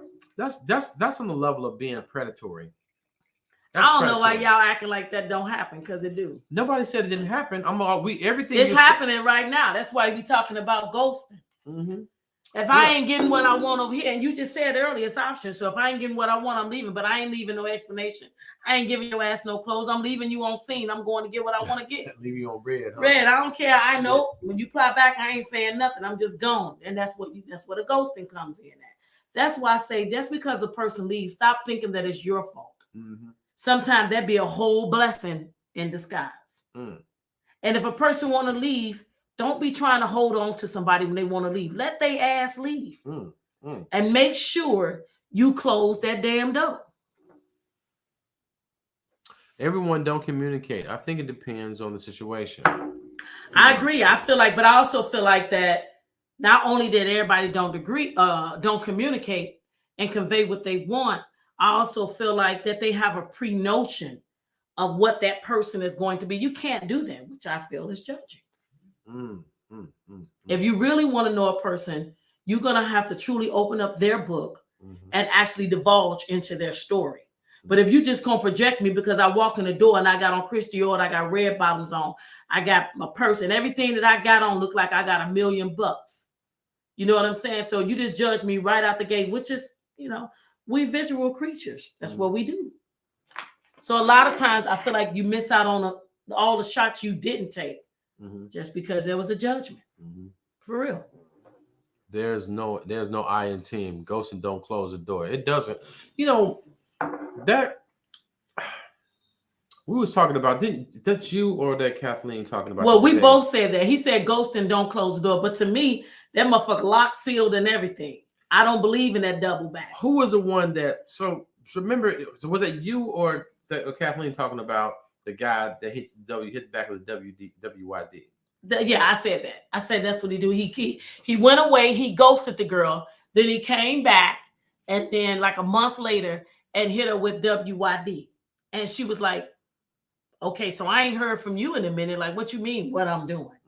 And he was like, "Well, I mean, at the time, this is how I was feeling." You know what I'm saying? But then he made it all be about like it was her damn fault for making him feel the way he felt, which was all his self-esteem. So this is crazy. That goes back to that same guy. Right. The story, I remember the story. He judged. I'm going to He judged her without even getting to know her. Well, the story was, I want to kind of delve into it. I think it's important because it kind of goes back to the guy that wanted to control the woman. When he was talking about, well, I was with you and you was like an Oprah and I was going to be a Stedman. And he felt like... No, yeah. True story. He said, right. He said, I can't, he said, for real, like, I think you dope. I think all that, but I just felt like, and I just feel like I'm Stedman and you Oprah. And I said, well, damn, you want to be Oprah? But that was some funny shit. And it was like, so. But he was serious as hell. So the way the story went was they went out, I don't know who the person was, they went out on a date, the guy and the chick. And everything was cool. Before they went on the date, they had been communicating and talking. The conversation, and everything. The vibe was cool on the phone. The phone conversation was cool. They went and had a good time on the date. Then throughout the course of the day, he started to get quiet. Because they was around other people. And she started to notice, like, man, he kind of was switching up a little bit or whatever. When the date ended, they hugged, whatever the case may be. They went on about their day. Right. After that, ghosted. Sent a message. He didn't respond. Don't know what happened, blah, blah. Okay, well, damn. MIA for a whole month and a half. There's a rule that you and your girlfriends have. It's a 2 texts and a phone call. 2 texts and a phone call, then it's a wrap. It's a wrap. So I text your ass 2 times. I actually give you a phone call. After that, I'm not hitting you back. It's a wrap. I mean, you got to cut some off. A month and a half, a month or so later. WYD. He hit her with a WYD. And she's like, okay, because she's interested and curious, like, okay, this nigga. This ninja. Right. He hit me back, ghosted me. I don't know what the fuck happened. I didn't say you ain't shit. Nothing happened. No argument. With nobody. Nothing crazy. But he didn't hit me back, or he didn't, whatever. Hit her with the WYD. She said, what happened? And that's when he hit her with, like, no, I'm gonna be honest with you, straight up. You know what I'm saying? Because she called his ass out. She was like, you know what? When we was together, I felt like you was more like an Oprah. You feel me? And I was more like a Stedman. I ain't trying to be Stedman. I want to be, she was like, well, nigga, what that, like, did you want to be? Did you, like, what the hell that supposed to mean? Right. And so he ghosted her because he felt she outshined his light for whatever reason. He said he didn't want to be Stedman. Which to me is weird to me. I do get that. That's crazy as hell, though. But let's say now. He wanted to be Oprah. He wanted to be, or he didn't want to be, he just didn't want to be Stedman. Right. He didn't want to be Stedman. He wanted to be a Jay-Z to the Beyonce. Yeah, but he would have wanted to be Beyonce. Damn. I don't know. I'm just saying I never heard of it like that. You know what I'm saying? But he basically was saying, Stedman is super incognito. Nobody really, Oprah is known. Stedman is wealthy, but nobody really know. I mean, we don't really know Stedman or whatever. He said, I want to be Stedman. John say he want to be Stedman, y'all. Yeah. I'm good at being Stedman. Shit. He on the sideline. He get that nigga papered up, then paper on his own money, paper with her. Right. But some guys, so here's the thing with that. And I want to delve into this part of it. This part of it is that, how does that conversation go? Next day, this week, I'm role playing with you. Okay. All right. Damn. Hello. Yeah, you know what I'm saying? Man, I had a good time. You know what I'm saying yesterday, man. You know what? And the whole time we was talking. Yeah. Yeah, we was cool. Okay. I got with you. You know what I'm saying? But I'm gonna be dead ass. Okay. We was together, and I don't know. I'm just as a man, and I'm just trying to be real with you. You was real kind of taking all the shine on me, and I never thought you were gonna soak up all the energy in the room. So this is what I'm gonna do, right? You feel what I'm saying? Uh-huh. This is what I'm gonna do. I'm about to fucking bounce on you. Oh, that's. I'm not. No. Hear me out. Oh, so you? I'm not gonna ghost you. I'm about to tell you. Answer. Put your phone back up. So your you phone, you put close. your phone ain't on your ear. You on speakerphone. Okay, now I can hear you better. Hello. Let me tell you something. Hello. I want to be that motherfucker, and because you all in the way, you shining in that light in you in the way. Okay. I got to bounce on you. It's been cool, but you know I'm cool on you. All right. Bet them up. Listen. Till next. No, it won't be no next time. Bye, Ninja. Have a good life. That's what I would have did. I'm gonna call you back. Hello. You ain't gonna be able to get access. Access cut off. So yeah. She said, "John, you funny." He said right off to the side. John said, "He said I would have been like, I'm done." Right. That's it. But I'm saying, so when we go into the ghosting part, I'm trying to figure out how these ghosting conversations is going. I mean, is it ghosting as opposed to ghosting? Should you call or should you text and say, "Listen, I'm disinterested in your ass"? So, and I agree. I feel like it should be a fine line because I think it's be misleading. Some, whether it's male or female, think we vibing because it's just like a guy said today. He said, the story of my life have been recently in the dating world that he said that he meet a woman, they vibe, they kick it, and then next thing he knows, she ghosts him. And then she done. But like the women say, I date a guy, we go on a couple of dates, and then he ghosts me. And I don't know why. So, like you said, do you really pick up the phone and call a person and say, I'm disinterested? Do you really need to give that person closure while you're not messing with them no more if we dating? Some people would say, out of courtesy, you should, but you don't need. I mean, people break up over a damn text. They don't even have the audacity to call you or come see you or nothing. They literally say, can you send my shit in a postmark? Bro, leave my bag in my cousin baby daddy house down the street. You don't even want to see the person again. But I would personally say, to me, in order to prevent that, instead of jumping in and running with the good, it's easy to connect at the beginning and you vibe and you blah, blah, blah. But the real shit happens later. And the only way you're going to know that is that you truly got to be 100%, like you say, honest and upfront and clear about what your intentions is, which is what y'all going to see. We're going to do a show and say, just say that. Because I'm going to tell you at the end of the day, which most people don't want to say up front, because as you say, y'all was taught game and women was saying you got to play. You don't show him everything until you get that green girl. Just the way y'all was taught, we was taught a certain way to be too. But now let's change the game. Well, real quick before we go, she said it should be honesty, but I don't think it would play out that like that, which is real. Some people don't be real about that. They're not being honest. John said the reason why women get ghosted is because some men think that after 3 dates, he don't get no coochie, then she ain't interested. So they leave her alone on to next, no calls, no nothing. Now that's a you gonna go to a subject before you go there. I want to ask you about that. How long? Wait a minute. Let me divulge. He said, because see, John, he gonna have me looking for his ass. Okay, anyway, the reason why women get ghosted is because some men think that after 3 dates and he don't get no coochie, then she ain't interested. So they just leave her alone, no text, no call, no nothing. I think they do it, John, absolutely after even just 1 date. It all depends on what kind of date they have. Remember, I was telling you about going to the hotel and they met because they live in different states. So he felt that he should automatically smash because they was in the same room. They agreed. I want you to elaborate on it because I was going to ask you, when is it? Go ahead. She says someone like to be chased and maybe he didn't, or the effort to get to the coochie. Right. He didn't want to put the effort into and I think that some women do want. But he might have felt that he was putting in the effort by them just going on 3 dates. Right, I think especially so. That's what if it was. he paid for them. Yeah, and I think and then so that because that gets tricky too. But there we go again with the upfront honesty and just say that. So if that's what you want, like, okay, you know what I say, my rule is 2 texts and 1 call. So if you think that after 3 dates we should be smashing, are you gonna say that up front to a woman? No, you not. They just ain't gonna say that. They just not. Well, okay, like I'm gonna date you 3 times. After that, we need to do something. Right. Okay. Because them 3 days could have happened in 3 days.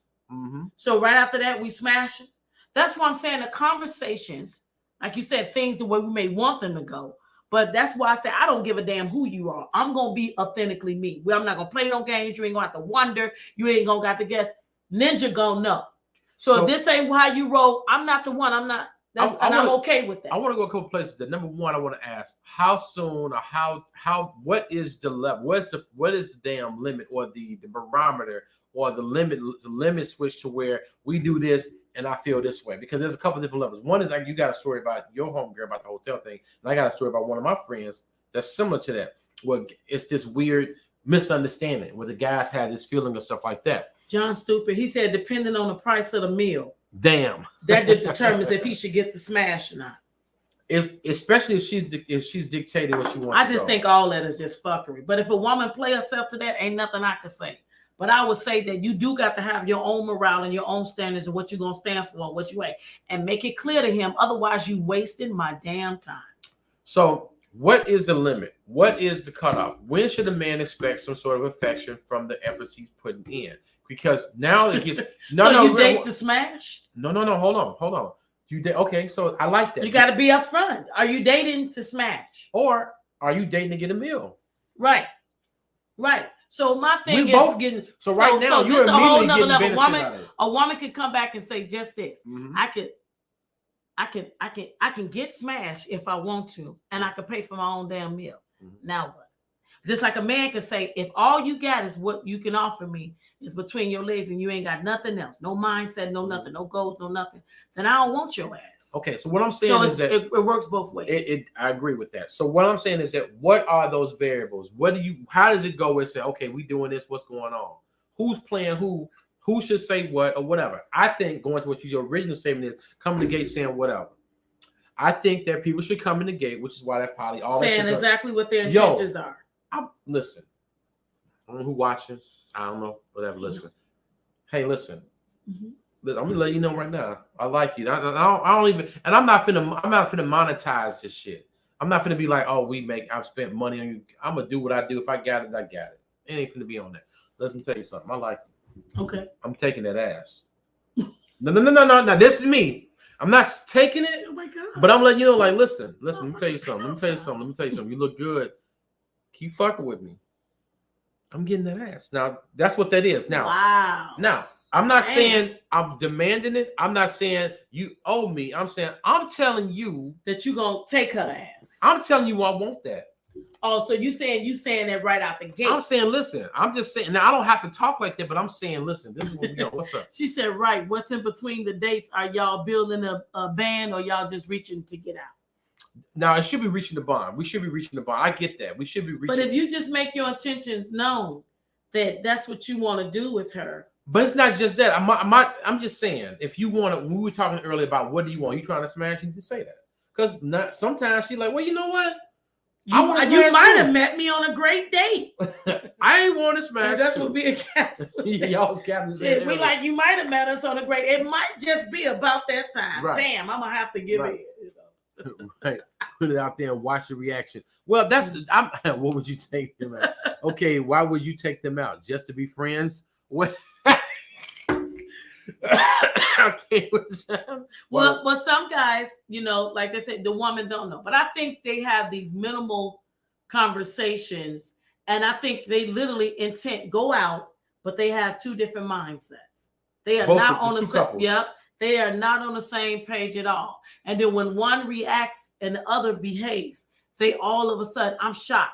I'm this and I'm that. But if you don't communicate up front, just as I said, a closed mouth won't get fed. Yeah, you're right. So I'm more, this is why I'm going to say this, and this is going to take it back. You let me know if I'm going too far off subject, but going back to our polyamory conversation, being involved in that type of community and being involved in that type of conversation, even with me and my wife talking and being open and being honest with each other, talking about each other and loving and supporting each other unconditionally and allowing each other to be whatever, it puts you in a mind state to go into and be, as you always say, this is your phrase, authentically yourself. You could be yourself and you can express who I am to you. I'm letting you know, this is how I get down. I don't have these fears and qualms because I think one of the things when you, at my mindset, at my level where I'm at now, I don't have these fears of I might lose you. I have such an so infinite you don't thought. fear that you'll lose nobody. It's not even that. It's not about the person. Now, the person, I don't want to lose my friends. I love you. I love my friends. I love my wife. I don't want to lose them. But we're dating, and so to run the risk of, man, I could have been able to hit it. I don't want to say the wrong thing. No. I'm gonna tell you, I don't know you. Okay, we haven't built anything yet. I'm not going to be disrespectful. I'm not going to lie to you. What you're not going to get from me is a fucking bullshit. You're not going to get a lie, but tell you the truth in the gate. And if my truth is something that you can't deal with, then that's fine. I respect that. I'm not going to disrespect you. You can say, so my thing is that I might lose it though. She might be like, honey, you want to hit it, huh? Wow. I met you. You said you want to. I've never met a guy that ever talked to me like that. But they may say, first of all, fuck you, but okay, right? Yeah. But I'm glad you told me. I'm about to go. Have a good night. Okay, I'm sorry. I didn't mean to offend you. You're gone. That's fine. I'd rather you hate me for the truth than love me for a lie. And so I'm going to tell you what it is now. Because I am a seasoned man, I'm not an idiot. I'm not going to be like, hey, girl, I want to get that ass. I'm not going to say nothing dumb. I'm going to say, this is what I like you. I'm attracted to you. I'm looking for a relationship. At or most. Or I'm going to say, I'm dating. You and that's it. Right. Or I'm dating. And I see people and stuff like that. And I'm going to let you know because I don't want to waste, at this point, I don't want to waste my time either. Because what I'm not going to do is go to Ruth Chris and Del Fristo's and the Lobster House and this, that, and the other. And I'm not going to be doing that. I will pay and do it, but I'm not going to just be in a meal ticket for no reason. I'm not just in the habit of going, I can go and have dinner. I'm okay with that. But I'm not going to be doing it. And that's just be doing it, just playing games. And here's the thing. You're my friend. Me and you could go. I would take you to Del Fristo's before I take some chick I'm trying to date. This is my friend. So if Kim, you want to be a $200 meal, that's my girl. And I'm not expecting nothing. I love you, my girl. I'm gonna take you to a $200 meal. I don't mind spending that. So that don't mean having anything about the cost of spending money. It's just about I'm saying I can go if I'm gonna go have dinner. I can have dinner. I call Kim. I can call Sarah. I can call. Okay, but that brings it back to women that say, "So what are you?" And John just said too. What?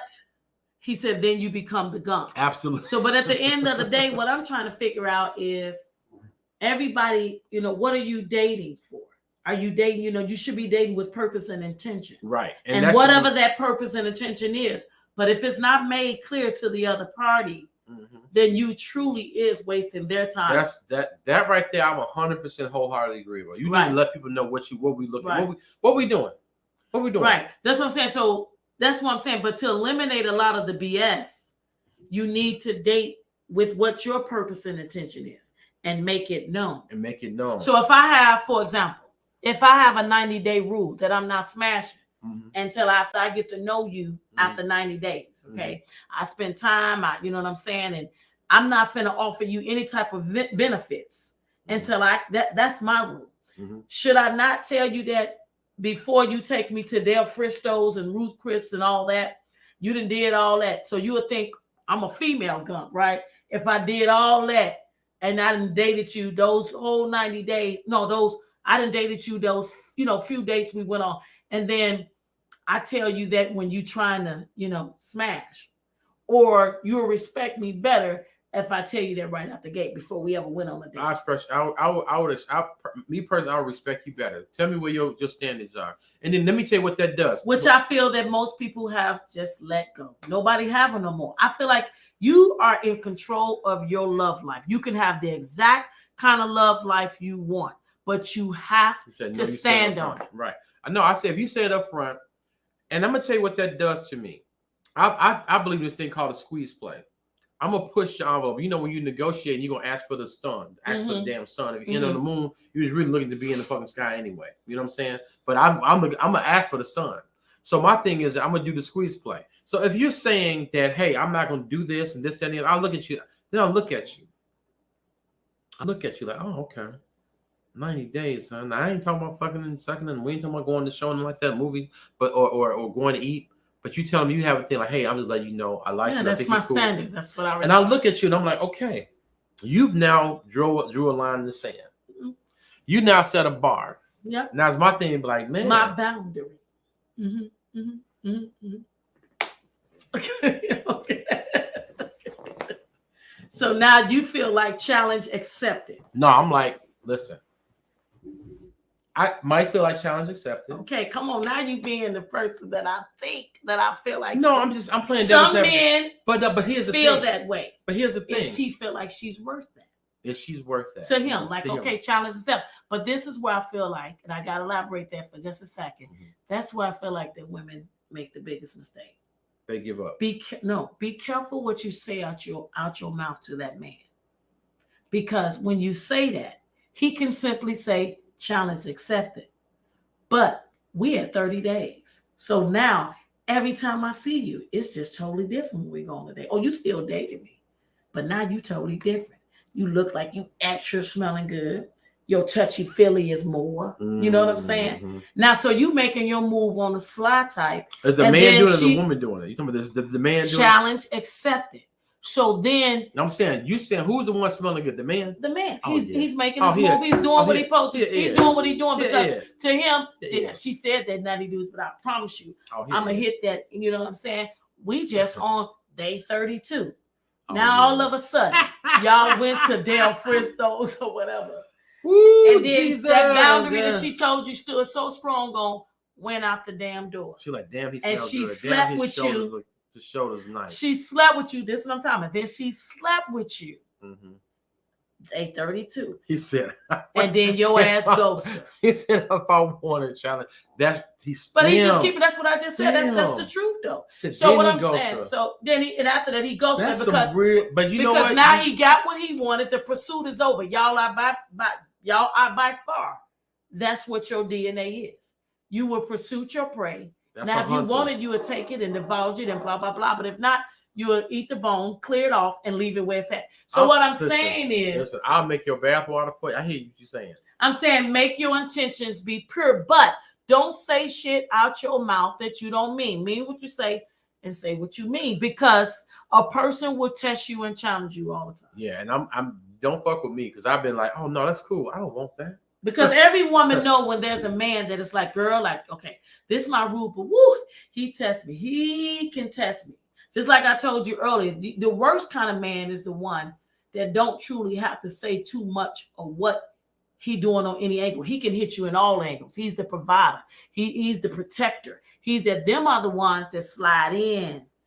And those are the ones that is the most deadliest of them all. Mm-hmm. See, the one that's lying and playing and doing that, them ain't the deadliest ones. You can call them out, she can catch them, this and that. That's not the deadliest ones. There's a name for that. It's called Ed disease. Huh? Ed disease? It's called Ed disease. I mean, I'm saying that right there is me all day. You say something, oh, you want, okay, that's fine. You right. It's hunters, John. You right. Y'all are hunters. I'm running bath water and I'm leaving. No, you good. I'm gonna send a massage therapist over to take care of you. Oh, you right? You're not doing no, I'm good. I'll be at, make sure, and listen, your flight is, you going about your girl, take your girls, go 100%. 100%. You done took care from the top to the bottom. I ain't gotta be there. I don't want to. Then you come and give me a hug. I'm a super give you the church hug. My ass gonna be all right now. All right now, sis, don't get too close. You know it's a 90-day rule now. I don't know. You keep throwing her standard in her face. Yeah, them titties all up on me. I ain't finna hug you all that. You know you making it hard for her, brother. I wouldn't even say that. I just say no. We ain't doing that. Don't be you grabbing on me. No. You want to grab my hand? We walking down the street. No, baby. We not do. You gotta think about that. No, we gotta respect your rules. All right. Now go ahead and grab them flowers. What you want them flowers? Oh, you give her that whole bouquet of stuff. Just take that home with you. But your mom okay? Your mama's birthday just passed. King Snake. You said communication is the way, Clarence. Yeah, but you can still communicate 100% authentic lie. To get what you want? King what you described. That's King Snake. Y'all, that's the one he describing, John and Clarence, is the worst one of all. I'm not saying that's me. I'm just saying don't. No, I'm not saying it's you. I wouldn't know, but I'm saying this. I'm not saying it's me. That's the worst kind. He take everything you say literally and pursue the hell out of you, and then you start questioning your own intention. You're like, damn, should I even join? I mean, he's such a great guy. I'm gonna switch it to 45 days. Maybe I should come down. You start questioning. That's why I say so. As a grown-ass woman, I don't give a damn what you do. So let me ask you a question then. Should you have a 90-day rule then? It's not should you have not. You should have whatever rule that works for you and your body and whatever rules that work for you and your time. So my thing is, it's particular to a woman. Just like a man will call a woman a hoe if she slept with you, John, and Clarence. She's 100% authentic asshole. But anybody that know me, if I was a man and I was a thug, I would say it. And I'm not saying he is a thug because he's smart, but Moneybag Yo is somebody that I would possibly be in another life. And I say that because I like that all his intentions is up front. So what he say is in one of his songs is that if she smashed him and that, everybody in my DM trying to tell me she did that. I don't care. Now this my turn. This my go. Yo. So what he's saying, it doesn't matter. All that is irrelevant. And he's absolutely correct. Right. But if the women would look at that like that, the way y'all look at a woman calling her a hoe, y'all don't like it when a woman be like, and that's why she act a fool. It's like it's acceptable with y'all to do, but if a woman do it, it's like, you know, she low down dirty. But what he's saying is it's accepted, because if I hurt her, then that means she gonna do it back to me now. That's just the way to work, because you said we got options, right? Mm-hmm. So now women have taken on that role. No more than a man has taken on the role. God damn it, if I can ask you out, why can't you pay for some meals sometimes? So everything that the way we was probably raised, the way we were raised, everybody have took their own spin on it. Mm. So I'm just saying, I'm gonna make my intentions known. I'm gonna be very clear. I'm 100% feminine woman. I need to feel like that from beginning to the end. But if I fucks with you, if I rock with you, I'm your ride or die. I ain't going nowhere. I'm your man, 100 grand. If you into it, we into it. And I don't give a damn who it is. You mad at mama? Hell, I'm mama. I don't know what you do, but you got them pissed off. Right. You know what I'm saying? I'm like that. But at the end of the day, I feel like that has to be earned. It's not going to be granted.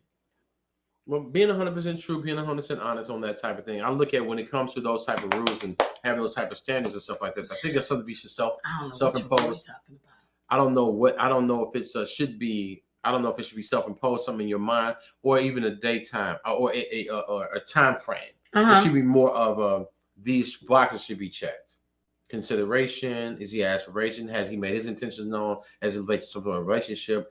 Does he make you feel comfortable, make you feel good, and vice versa? But I still want to say that's tailored to you. For example, I'm just gonna strictly talk about you, because you in your world, in your life, your woman might have a different acceptance of you, because in my world and what I would want, it's not gonna match hers. I feel like people should really get to divulge in who you with. Mm-hmm. You learn him, you learn her, you rock with her, like you said. And that's what I say all the time. Meet people where they at. Mm-hmm. Don't look at this relationship and say that's what I want and this and that, because we ain't built the same. Mm-hmm. You know what I'm saying? We are not the same. Mm-hmm. So in your relationship, in the way you may divulge with a woman, just like even John, the way he probably would be with a woman, which I seen y'all are similar. At the same time, that's the way you is. So you're going to meet a woman that's going to compliment you in that area. Mm-hmm. For example, with me, I weigh the way I want a man, and he's going to meet me the way I want to be in my era. Mm-hmm. You know what I'm saying? So, but my intentions is clear. Mm-hmm.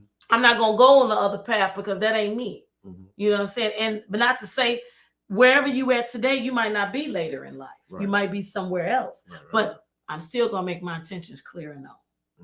Whether they boundaries or whatever, but that's me. So if I'm okay with my man talking and I can leave him in the house with my girlfriend and I have 100% trust and I'm okay with that, that's me. But another woman may have experienced where she left a so-called friend in the house and came back, her and her man and her female was absolutely smashing. So she feel different. Ain't no woman ever been around my man. Mm. You know what I'm saying? But that's because why? That's a sum of her experience in her life. Exactly. So that's how that's how everybody is. So we covered ghosting. I don't know how far you got into the sex thing. We got into it enough to what was asked of me to talk about, and that is just stay the hell out of other people's business. Leave to spend your own business. What do you feel about sex on the first date? I feel like if that's what you want to do with your loins, that's what you do. What about having sex with two men on the same day at different occasions? Or a person having sex with two different partners, like they leave one and go to another. Do you think that's? I think I have mixed opinions on that. He said, "Can't talk about Stedman." You have okay. So why don't you say what you feel about that? Do you feel a woman is a hoe? She slept with a man in the AM and then slept with a man in the PM in the same day? My perception of or she slept with you on the first date. Do you think she a hoe? No, I don't go. I don't get. I don't subscribe to the word hoe anymore. Do you project to her to be some other kind of female? Do you compartmentalize? I don't look at that. Any kind. Only reason I would say a word like that is out of anger, fear, and hurt based off of what I've learned to say over the course of growing up. But okay, I would so not taking that word out of it. What do you say? No, I wouldn't call them either one of them. I think women's sexual today. I'm an evolved human. So I think women, because we used to say growing up, think about it, we were growing up, we raised our kids, right? You got all boys. I have boys until a long time, then I have a daughter. And so I had to look at sex in a different manner because like we okay, man, our son out there getting it, you know what I'm saying? But it's like they fucking somebody. They ain't just fucking each other, they fucking somebody's daughter. And everybody depends on how his game level is. And Clarence said he is the mastermind. Don't sell nobody though. Don't tell nobody. He always talking about stepping. But we want that. We celebrate our guys. Our sons having sex, even as teenagers and stuff like that. But it's like they having sex with somebody. Okay. And every daughter these boys having sex with don't have broken ass homes. Their father, they're not on their way to stripper poles. Okay. And so I think sexual liberation for women is a different. That's where I'm at now. I don't put them as hoes and this and that because women call men. But hoes. you know that's the way we were taught. That's what we were taught. So that's what I'm saying. So now I don't think like that. So if a woman does it, I don't like, oh, you a hoe. So what do you think? I don't have any opinion about it. I think it's fine. No, I don't have an opinion about it. Do you look at her a certain way? Like, would you divulge to more, want to have more of a relationship with her? You don't. So are you opposed to like, if she sleep with me on the first date, third date, fourth date, it don't matter. I'm still gonna look at her the way I look at her. So there's a caveat with that. If she sleeps with me on the first date and I didn't give her any indication that I was really into her, I liked her, and I didn't kiss her, and we slept, or she went down on me or something like that, my level of interest is like, it's not really there because I didn't really give you an indication that I really wanted you like that. But if we're feeling each other, we liking each other, and it's passionate and it's a vibe, and I'm like, I really like you, and it goes into that. I don't look at you like, oh, look at something like this is what happened. We're adults and this is what happened. And I'm not going to spin up off of you. But there's been times with situations, and I know people who are, this person's cool, they meet and greet. It's like, oh, they're not what they say they were. They're a little different. They're like, I just want to do it anyway. It's like, well, I mean, we had a drink. This is cool out. They grabbing on you like, okay. And you do it because it's there, and you're maybe aroused, but you're not interested in them. That's a different situation. And I wouldn't necessarily call them a hoe, or I wouldn't call them that, but I wouldn't look at them as a right. I wouldn't I would not stupid. It just wouldn't be interesting. I'm like, I'm not interested in you like that. Like, I didn't give you that indication. Like, I've had people that were clamoring over me, and it was like, I didn't say that I was interested in you like that. You have people that was clamoring over you? People that would be like, oh man, just really like, oh, I like to want to tell, whatever. And they would say things and do things. It was kind of like, well, I'm not really there. You know what I'm saying? But the availability was in. It's like, no, I'm not really. But it's like, if I'm you really low key the shit in another life, ain't you? In a different life. Because you be saying things. I think you're really the shit somewhere. No, I mean, not in this life, but somewhere else, you really the shit. I'm just saying. It's not even about me being the shit. I'm just saying a person's perspective. Wow. It's about. I'm just saying. Even you. I'm just saying. Even you. If you're in a situation, where somebody is that you're not really letting them know that you're really digging them. Like you didn't. I mean, I know women think a little. I mean, I can't speak for women, but if it's somebody you're not really digging them like that, and you didn't express the type of interest, and y'all were drinking, and y'all actually did it, it's a little different than when you really feeling the person. And it doesn't have to be intoxication. It doesn't have to be under the influence or anything else. It's like I was really feeling this person, and I really like hugging and holding, and the feeling, the caressing, and the vibe, the conversation, and that type of thing is cool. I would not consider them a hoe. But I ain't saying nothing to you. I ain't give you any indication. I ain't say, let's go somewhere tomorrow. We didn't even talk about, we did a hookup, a meetup. We didn't even go on a date. We haven't even went on a date. We just did a meet and greet. We didn't even buy anything at the meet and greet. And you want to get down. And I didn't say, hey, let's do this and the other. I don't even know what your interests are. I just wanted to smash. So that's what y'all did. That's what they probably would say. I mean, that's what they wanted to do, but it's like, that's not really my thing. I'm not, and this is my disclaimer. And I tell my friends that I'm not a pussy guy. If whoever's seeing, I'm sorry, I hate to sound like this, but I'm not a pussy guy. I'm not fucking your pussy. I'm fucking you. And so it's got to be the person. I don't just like, oh, you got a booty, you got an ass. It's like strip clubs. Right. I've never seen a woman before. Oh my God. Oh, I'm not one of those guys. I gotta like you. Okay. I gotta like you. So my thing is that I gotta like it. I gotta give you an indication. And if we're doing something on that first date, something like that, it's somebody I'm real like, damn, I didn't know you had that type of pull on me. Right. And that's just how I am. So for me, that's why I say I can't really get into the whole What'd he thing because say? it's like that's for sure. No, he didn't. Oh, say tits for sure. I'm brother crazy. So anyway, going, just going through those subjects, I think that I don't think I like I said, I don't have an opinion about it, but what's your opinion on that? You think they're whole or you think male too? Okay.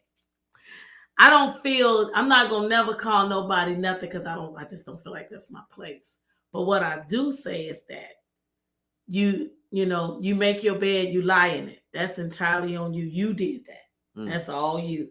However you want to do creating that vibe or that kind of rapport with that person too. Like you created that shit where he feel like if you put yourself in a position that you don't know how that person is really feeling about you, and you go ahead and you be with him in an intimate way, and then he goes show ass later. You have to. Are you gonna take a look at it that you had any part of that at all? Right. You need to, because you did.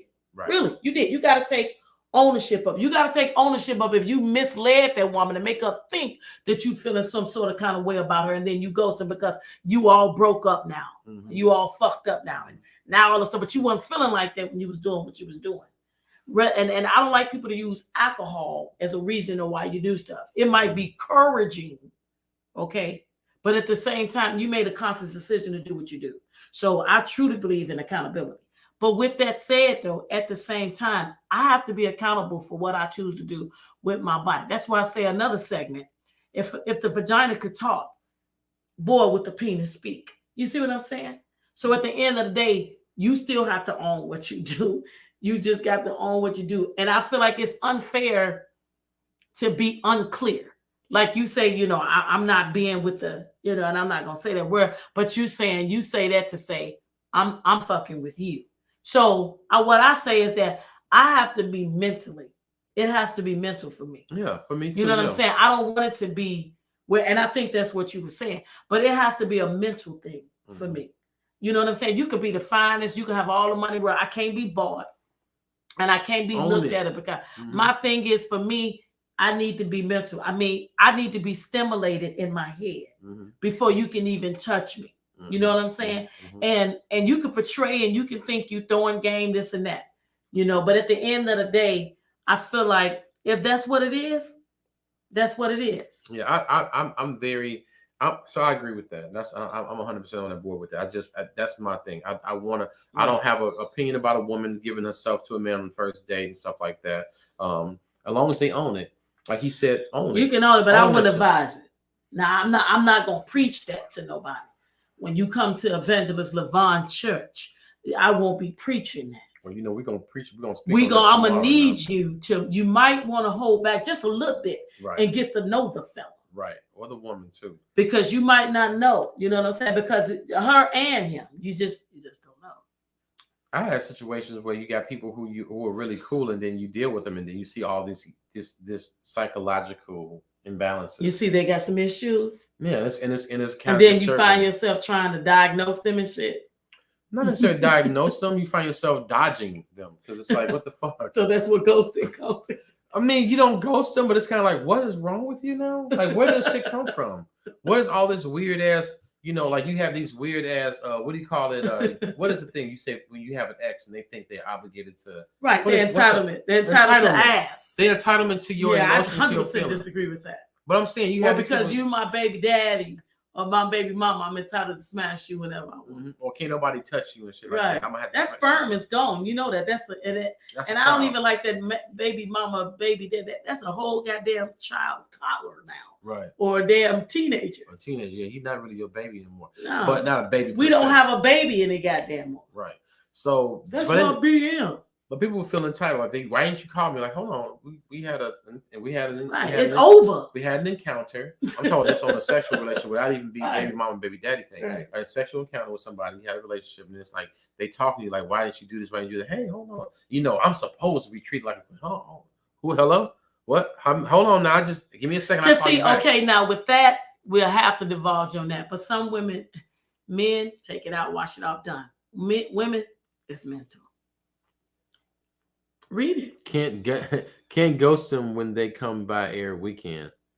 Wow. You're right. Absolutely correct, John. If she keep pulling up, then more than likely he ain't pulling out. Yeah, or he ain't giving them like that's a whole other thing. Like people be lying up. That I think there'll be people be fronting from other people because they ever see people be talking like I don't know what she doing, man. She keep coming like no, you know what's going on. You still fucking with her. Y'all still have kids together. Hello. Hey Zaria, that is my friend. This is my boo right there. Hey Zaria, I love me some Zaria. That's my babe. Are you just getting on Zaria? Have you been on for a while? She'll respond. So we've been talking about Zaria. So Zaria is just I'm not gonna put it out there, but me and her are really good friends. And she was kind of interested. She had this question about poly, like what the hell is this and shit like that. She's had some weird. Oh, good. Good. Are you in Chicago or are you in Cincy? So she just had some questions about it. Like, dude, what is this about? Blah blah blah blah blah. Mm-hmm. And she had some funny experiences. And she's like, some people. It's like even in poly they be lying, just be bullshit. That's what you said. She said they just be lying. Ohio, okay, babe. And so she's funny, but we were talking about that, and she's in a couple of groups and stuff like that. And she kind of was looking at both sides of it because she's traditionally monogamous. Okay, but she's like, well, okay, because and I'm not trying to. I hope you don't straight lies. What you're not monogamous? I don't know. But anyway, so she travels. She does a lot for her career, and some guys can't handle. Some guys want your woman to be like controlled or whatever like that. She said, "Roughing them poly streets." Right, exactly, right. She like, oh yeah, straight be lying. She talking about people be lying. But her thing was the guys that in the monogamous relationship where I want you to be home. She's like, well, baby, I'm gone 10 months after. So if you can't travel with me, you can't roll with me. I can't be She said, I'm poly. Oh, I'm poly. Yes, ma'am. I'm she said she's not monogamous. But she said, if you can't ride and do this shit with me, I'm not going to be stuck still in my career. Mm-hmm. She's an advocate. And she helps a lot of people. And she's a doctorate. But anyway, so her thing is like, you can't rock with me. So her thing is like, well, I need somebody who's going to be able to rock with me and do what I do and move around how I move around. Mm-hmm. I won't be stuck in no one person if your ideologies are off. So that's one thing. That's my girl. So that was pretty cool. Who's somebody liked our little laughed at our little shit over there? But we were talking about we started off early in the segment talking about poly and monogamy and the differences and stuff like that. Then we went all the way into sex and relationships and lying and ghosting and stuff like that. So and which is some crazy shit. Oh, I want to talk about this. So one story, one of our friends, and hopefully she's going. Well, I don't want to say her name. Yeah, but another friend. You gotta stop with people. I ain't put people on blast. All right, I'm gonna stop. Yeah, that's unacceptable. That's unacceptable. So you about to lose a damn. I know, right? Shit. So a friend. So this is some shit that men do. All right, this is some crazy shit. So a scenario. This was the scenario. A guy and a chick are talking, right? Mm-hmm. Oh yes, you have to see the recap. Come on, you got to watch the recap, Zari. So a guy and a chick are talking. They've been chatting, they're hanging out. They actually had a date, so. He lives out of state. She lives, they live out of state. He travels back and forth. She travels back and forth to come in. I guess he lives, I want to say he lives in Massachusetts or something. And he comes here to Chicago for business. Okay, let's just say that. And he travels here. He got a property here or something like that. No, he comes for whatever he comes for. But anyway, one particular night, my homegirl was like, okay, I'm flying in, blah, blah, blah, blah. She's like, all right, cool. Like he's from the airport. I'm gonna have some. You come by the crib, blah blah. You come. It was gonna be there earlier. Okay. So the whole thing, I'm gonna come get you. You're gonna come back by the house, blah blah blah blah. He's like, all right, cool. Well, something changed where the flight got late. Oh, I ain't gonna be there till late, blah blah. He flying all the way to O'Hare, okay. And he was like, I'm tired, blah blah. He was like, oh, okay, cool. So she's like, okay, then when he called the lady and said shit changed, he's like, all right, cool. I'll just meet you up north out by the airport and hang out with you there, blah, blah, blah. Well, he gets mad. He basically said, oh, well, I fucking you being like that. She's like, what the hell happened? So she called me like, well, what happened? What was going on? Whatever. And what she was essentially doing was trying to accommodate him. You're going to be tired. You got a place out there. I'll just come out there, see you for a minute. You go about your business. Like, we can recap the next day. Well, his thing was, he felt like she was spinning off when she said, "I'm gonna come get you." When you get to the regular time, I'm gonna come get you. Go to the crib. He was looking about smashing in his mind. When you said, "Nah, that's okay. I'm gonna come out there, meet you out there. Then we can just so meet you for a minute. I go back home." He felt you took the coochie off the table. He didn't say that though, and so she was like, "Why did he do that?" And I said, "This is what he did, because you was trying to accommodate him. He ain't looking at you like, well, you switching up on him." Right. Not he knowing, had a pre-notion. He had a pre-notion. He had a preconceived idea what was going to happen. She switched it up on him based off of him switching up or whatever circumstances. He didn't try to switch it up, but it happened. And it was like, oh, so you just basically going, why can't you just say, come get me and still go to the crib? That's what he was saying, but he didn't say that. Right. So he got mad and this, that, and the other. So she's like, what the fuck happened? What did I do? Why is he being booty? So I talked to her. I said, that nigga felt like you was trying to spin off the booty on him. That's what he felt. Your job was supposed to. Is that even a thing? It's not a thing, but men think that way because it's like, and he don't want to say like, okay, I'm coming in town, and now you're gonna tell me you're gonna meet me downtown. Man, fuck that. That's what I'm saying. These pre-notions, these prerequisites, these pre-assumptions that you have, that's just terrible. You shouldn't have those. Right. And that's what it was. These pre-expectations that you have, that I have no idea that you have. And she said, you should have told me. So listen, what happened was, because I speak nigga, okay?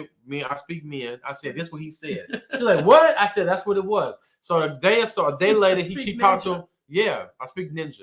Okay. And so she was like, I said, this is what happened, blah, blah. She's like, really? That's what he would thought? Why would he think? I was just trying to come in. I said, I know what you're saying. You were being sweet. He looking like, fuck being sweet. Come get me. Let's go to the crib. I don't give a fuck how tired I am. We gonna get it in. We can eat something in between. Something we gonna get it in. Right. And so she had hit him. He's like, I ain't gonna lie. You right. I was tripping. He became honest. Yeah. Well, she asked him about it. Okay. He's like, yeah, you know what? And she was like, damn, Ed. He sure did say that. And I'm like, that's how he was. But he was honest. But he wasn't forthright with it. Right. She had to pull it up out of him. Most of the time we have to it's pull it out. Yeah. Well, we gotta pull it out. So. Clarence says, at the end of the day, choose your own battle, smile before the sun come up, love your hobbies and trades, and try to enjoy every 24 hours. For real, for real. I like that. That's a philosophy I'm gonna take on. What did it say? Smile before the sun come up and love your hobbies and trades. Okay. What's my hobby? I want to do some different things. I'm gonna start flying airplanes and shit. I'm gonna get my helicopter license. But listen, so I think guys had a tendency of doing shit like that, and then people don't know what they're feeling, they're thinking, and then when you start trying to accommodate them, it's almost like, at the end of the day, this is what I want. The going boat riding and all that kind of shit is cool, but my prize is the woman, is my woman. That's what it is. Men feel. So you feel like they date with the purpose and intention to smash, and women date with the purpose and intention to what? To get a man or get a husband and wherever she's at in her life. No, I don't think it's just I don't think it's a smash. I think I don't think it's a smash. But you said they judge how many, even John say how many times, and you said I'm not going to be taking a woman that that I'm dating on all these different expensive restaurants. Just some chick. No, I had a chick tell me like, you didn't date me. I hadn't even seen her yet. I want to take me out to the restaurant, get dressed up like, chick, I don't know you. Let's go and have some coffee and see if we like each other. Because right now, the way you talk. So what happens after you go for coffee and you like her and she like you? Okay. And then the next time y'all go for ice cream, you like her, she like you. Okay. Then the third time you start noticing stuff, because in between time y'all didn't kind of talked and stuff, and you really start figuring out this ain't the kind of woman I want. Mm-hmm. You express that. Her who she is coming out more. Mm-hmm. So you feel like then you can express that and close it and drop it. Because now I would express it and close it and drop it off or whatever like that if I'm not interested in pursuing any type of relationship with that person. So what would you take? And men, what would you take? Clarence, John, y'all on here. What would you take when a woman say to you? She said, he say, because a lot of women feel offended or feel a certain kind of way when this happens. They say, so a man, he want to go out on a date or he want to, meet me, but at the same time, he's not very clear when he say, so what's your intentions? Like, what are you looking for? Like on date night, but we date. And he say, well, I'm looking for a friend first. And then, see what happens then. So if you're looking for a friend first, they feel that is the way of saying, like, you can just pay. You see what I'm saying? Because I'm not looking to be that. I need to be more than that first. But it's okay if y'all smash on the first. So this is the man saying he looking for a friend first. Yeah, the woman asked him, so he on a dating site. And she say, or they meet through mutual friends. What you looking for? Why do you come to the assumption that he was looking for you to be like do Dutch? He's put himself out there. He's on a date app, or he's with a friend, and he said he's looking for a woman. So they connect somehow. And she say, so what you looking for? And he said, well, I'm looking for a friend first. And then I'll see where that is. Some women feel like that's fuckery. Because why you on here wasting my time if you ain't looking for a relationship? So what would you say to that? Now, I have what I would say. But what would you say as a man? Like, she was like, now see, you wasting my time. Why would you say that? He said no smashing. I agree with that if that is the truth. That's the rabbit hole runs deep with that to me, because I think in order to have a good relationship, a romantic relationship, I think as a more matured man now, in retrospect, I think it's more important to have a very good friendship in order to be a more romantic. So then why your ass not on a friend site looking for friends? Why you on a date site pretending that you're looking for one? So this is what I was saying. Check your ass on friends. Look, get your ass on friends.com. Get your ass on friends.com. Get the hell off this guy. I'm looking for a man. Over hoes. Hoes. Do the home. Get your ass off this site. Listen, but this is what I was saying. Okay. I got enough friends. So I hear you though. I get it. I got enough friends. I got friendships. Okay, I guess it's presentation. I'm dating with purpose. My intention is no, I want me a real man. You know what I'm saying? I want whatever. But at the end of the day, I don't feel I get what he's saying, and I agree with what he's saying. You do need the foundation. But if I was you as a man, I just wouldn't say that, bro. I wouldn't say that. I wouldn't say that. It didn't come off. People have a way of fucking expressing things in such a goofy ass way. Courting, yeah. Courting. He said, you just said they met through friends. No, I didn't. I said they asked dating, the purpose. The friend met them like, girl, he looking for a woman, man. She looking for a man. That's how that went. Oh, they met through mutual friends and now they right. And then now you want to start talking. Get your ass on friends.com. We met through friends. Why can't we just be friends? God damn it, our friends. I don't need your friendship, Ninja. Yeah. No, I'm good on that. You're courting. Jari said courting. I guess. I mean, yeah, courting. You starting out, and I feel like it's a dumbass question to ask purposely. Well, I feel like it's a dumb question a woman asks him, what you looking for? I feel like what you really do, you need to be more specific in what you ask. Okay. So this means I would not say we on a date now. If I'm on a date now, I'm looking this and that. And he wrote his little profile. I'm the kind of man, I do blah, blah. Okay. If he piqued my interest, when I'm talking to him, I'm going to ask him about him. For example, when they ask me, okay. And they some people find it a certain way. But my thing is I say, okay, so what you like to do, Kim? You know what I'm saying? I love to go horseback ride. Oh, for real? Oh, damn, I ain't been horseback riding since I was like little. Oh, okay, then. So what you like to do, Kim? I like to go horseback riding. Ain't shit gonna change with what I just said. That's what I like to do. Now, I ain't asked you if you know how to do it or not. I ain't asked you if, you did it as a child. I'm just saying I'm very specific, okay? That's what I like to do. That's who I am. But at the same time, I'm going to make my intentions known what I'm on. So I'm not going to be pretending to say that, oh, I need a friendship or I need a daddy to hold me. Right. You know what I'm saying? Because I'm lonely. That's why I say you got to know where you at and meet people where they at. Right. You know what I'm saying? So my intentions is very clear. Of course, I want a friendship. Of course, I want to get to know you. My intentions and what I'm going to say is that I need to get to know you and see if we vibe. Right. I don't even know if there's any kind of chemistry whatsoever. I don't give a damn what your pictures look like. I don't care if we met and I went out with you. I still just don't know. I got to know. So, first of all, we got to put in that time to know. John's so stupid. You want to ride? Then ride the black. That's a black horse. The black horse. Right. He don't deserve no kind of answer. I'm with. I mean, so being very specific, what you asked. Yeah, stop saying what you want, what you looking for. At the end of the day, your ass on a dating site, so I'm assuming you looking for a woman. Obviously, your ass wants something. You must ain't got it if you on this site. But if you want to essentially say, I'm gonna say, if man said that to me, I would say, then get your ass on friends.com. I mean, I'm just saying. Blackfriends.net and shit. I don't care what color you is, just get on there.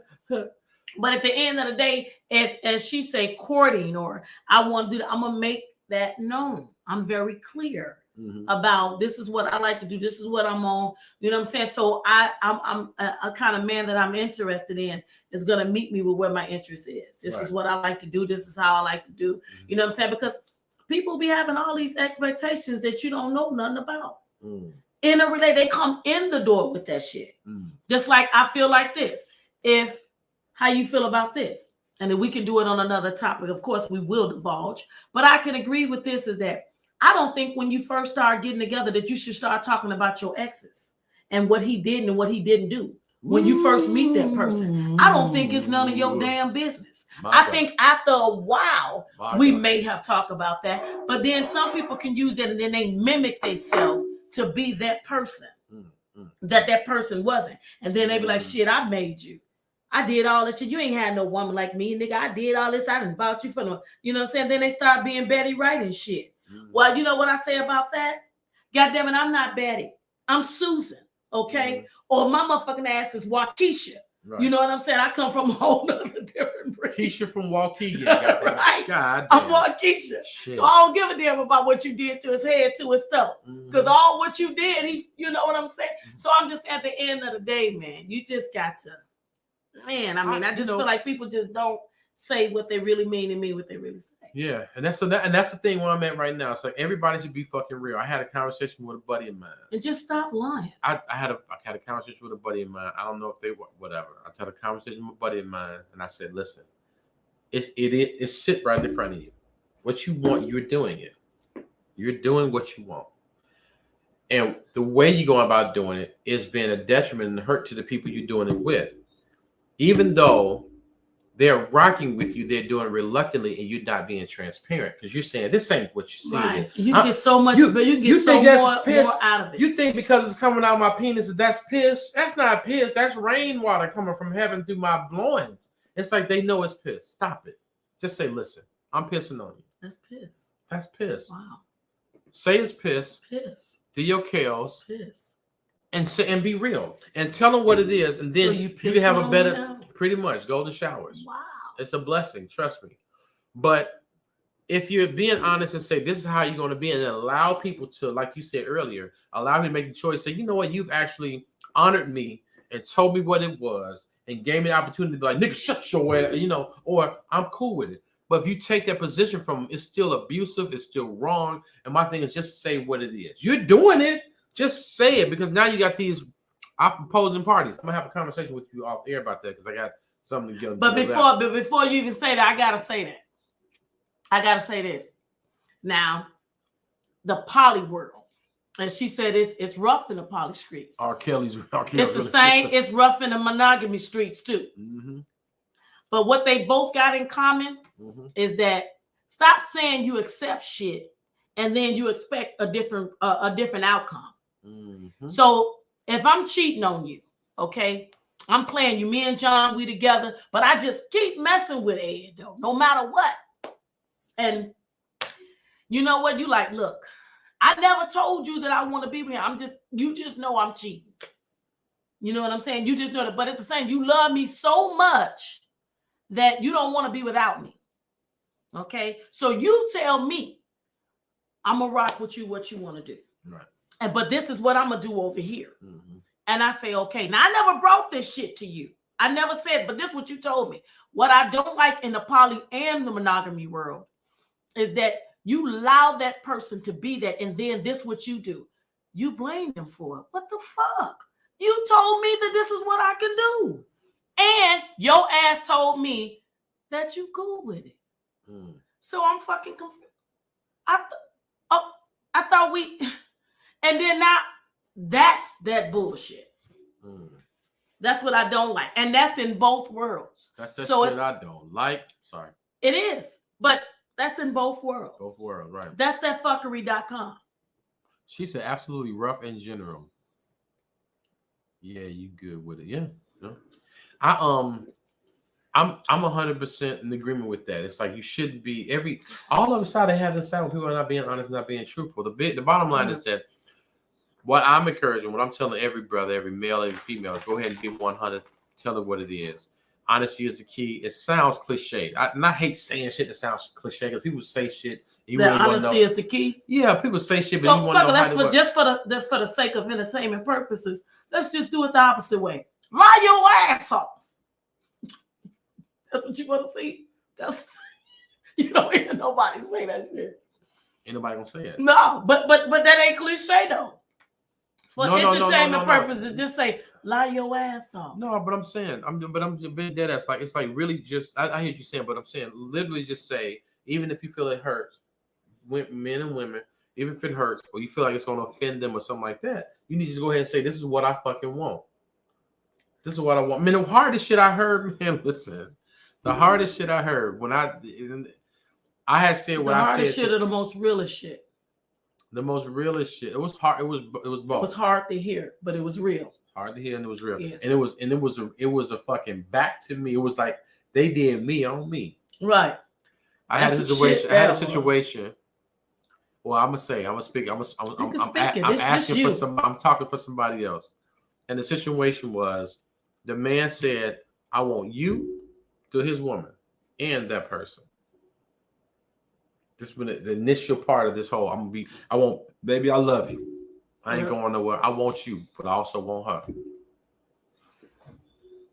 And a couple of years later, the woman said it back to him. The man like, nah, I don't want to do all this shit. I'll fuck all that. I want to be me and you. She's like, no. I'm never going to just be with you. What? I said, so what's up? So basically you opened Pandora's box and she ran through that motherfucker. And they said, I said, what's up? You want me? It's like, I want you and I want him. Who the fuck you talking to? First of all, who you like, hey, yo, the fuck you talking to? But most men can't take the shit they dish out. I want you to play that role. I'm going to ask you a question. Who the fuck you talking to? You're going to say, I want you and him. Who the fuck is you talking to? I'm talking to you. I want you and I want him. Almost fucked you up. Let me go on. So now you want to hit me, but this is what we doing. And that's the thing. I got my side ninja and you got your side chick. Well, in the poly word, not supposed to be side, but yeah, basically what it was. And it was like hard. But somebody got to be the main. I don't understand that. Somebody got to be the main. That it's not. It shouldn't. Y'all just don't say the shit, but it exists. I don't give a damn what you say. It exists. Ideally, yes, that's true. Because the history is gonna make one be main more than the. But I can understand you don't want to be disrespectful and say side. I get that. Well, you know what it is. You want to kind of introduce. You want to kind of move in a direction. It should be that, but that's factual what you're saying. Because they may not say it, but the reality of it is what it is. I mean, the oldest child is the oldest child. Even though you can't say the oldest child. Just say the man. But you're right to say that. It's like it's disrespected. And then it makes a person feel like they're not gonna put that much of an effort in. Like, oh, I'm the third, I'm the secondary. It just feels secondary and stepchildish. You don't tell your stepchild that he's a stepchild. This is my son, that's my son, that's that stepson. You don't say that. You just say these are my sons, and that's what I'm saying. It's that ingratiating into the fold. But anyway, bottom line is that is some hard shit to hear when somebody say, "It's really hard, but it's real." It's real hard, but it's real. And you got to eat that shit. So would you say you should not be careful what you ask for? You said that because you just might get it. Yes, ma'am. And your ass ain't even ready for it. Hell no. Listen, now I'm going to say, and I ain't talking about me, but I can say, a guy said he prayed for a woman that would love him, have his back, his front, his side, and his periphery. She would be there for him, and she will love him unconditionally. He got all that. But what he forgot, when God gave him all that, he says like an angel dropped out of heaven. He was like he had all that in her. But what he didn't realize, that the loss of her and the power of that disconnect, when she no longer can give him that, she gave him all that consistently through everything. He hit her with this, he would her with that. She never left. Still treating him the same, never changed up. But even Even the rich can go broke. So when that changed and the disconnection change fell off, it was the worst pain of his life. Because no matter whatever he did, he knew that he can go back to that. Mm. No matter whoever he was with, he knew he can go back to that because she said, I ain't never leaving you. It's unconditional. Till she left him. To when she left him, wait a minute. But till she left him, when she had no more breath in the body. So the pain of that and the guilt of all that he did. She passed away. Yeah. Ooh. So as when you do all that, that's like the worst death of all. Am I right? Yeah. When you give all that, so you need to be careful. He gave you everything that you asked for. Now you don't know how long that's gonna last, but you got it. So when you said, this is what I want you and I want her, you need to be careful because you never expected that person to say, I want him and I still want you, babe, but I'm just saying I want him a little bit more. Okay, that was a little extra sauce on it. That's I mean, but I am the sauce. No, not really. I'm the sauce. Kind of weak sauce. No, it ain't no such thing as weak sauce. It's either you sauce. fire or you ain't. Hot sauce. And he know damn well I'm the sauce. Barbecue sauce. Hot sauce, barbecue sauce. He said, what you gonna do with it? What you gonna do with two? With two. Oh, what you gonna do with two? Shit, I ain't got to. I'm not poly. Okay, well. But I would say if a man said that to me and I'm dating him and I'm thinking we're in a monogamous relationship, the first thing I would say is that I don't like when people say, oh, but at least I was honest though. Just because you honest don't make the shit right and you should get all praised and shit. But I'm gonna say, okay, I would say, okay, thank you for letting me know because now I have the choice and I get to decide what I want to do next. What are you gonna do? What are you doing now? I it's what I want to do. Shit. What is it? I have never, no man have never came to me. I'm telling you right now. I've never experienced that. I'm telling you right now, Kim. I'm in a polyamorous relationship. He on some fuckery. I'm in a polyamorous relationship. I'm not even nowhere near in that life, y'all. Kim, in a polyamorous relationship. You should come on and join in. I have so many men who say they have a one penis policy. Girl, that is a real deal. That's a real thing. Wait a minute, I have so many men who say they have a one penis policy in the relationship. So is it true in the poly? Oh, let me ask this for my girlfriend. Is it true in the poly that he would prefer the woman to just mess with him, but he can have another woman, but she can't have another man? That's a story for a whole nother, that's taking hours on that one. That's a whole nother thing. That's it's almost Is that the Danish. one penis policy? That's an OPP. That's a one penis policy. Oh, the OPP policy. So, and sometimes men and women subscribe to that. Women subscribe to it too. They really don't. Like okay, but the girl that I just told you, she down with that. She down with the OPP. Yeah, you know. You down with the OPP? Yeah, you know me. That's what she down with that. She's saying she down with. In what she way? Down with. She just want. She said that she don't mind her man. She decided she no longer want to be monogamous. She feel like she will be able to have a better life if she can be with a man. It's okay. He got a woman, and but she don't want to touch the other woman. She just them three in a relationship. Okay, she okay. That's called a V, which is cool. And so she don't want another man. She only want that one man. Yep. She said she fine with that. She said, now at a later date, if she decided to be with somebody else, she said she would be upfront. She would tell him, but it should be okay and accepted. That's what she think poly is. Is that true? Unless she meet a man with the one penis policy, the OPP. No, you can only be with me. Most guys have. I don't feel like that's poly. If I only got to be with you, how in the hell is that poly? I thought we had the freedom. Woman. How's that poly for the woman? Right. Then that means you're poly, and I'm helping out your polyrism. That ain't poly for me, nigga. I'm helping you out. That's kind of what the wife was thinking. She was kind of like, well, that's not poly. It's almost like poly positive or poly. The fuck out of here, poly positive. What's positive about that? What advantage do the woman have? Not have to deal with your shit. What you mean? Some women like this is now I heard this. I have been in a relationship. Here we go. I know what you finna say. What is it? She don't gotta do. She can go. She can put up with that. Not me. I ain't a needy woman. I don't got to have blah, blah, blah. My girl said, listen, I'm gonna have a good time with you. We're gonna have a great time. But you go and carry your ass home to your wife. She can do all that. She can wash your draw. I ain't washing no draw. I ain't washing no draw. I ain't gotta do whatever. I ain't gotta hear your drama. Y'all pay our bills together. Take care. I don't want to do all that. Well, then she don't need your married ass to do that.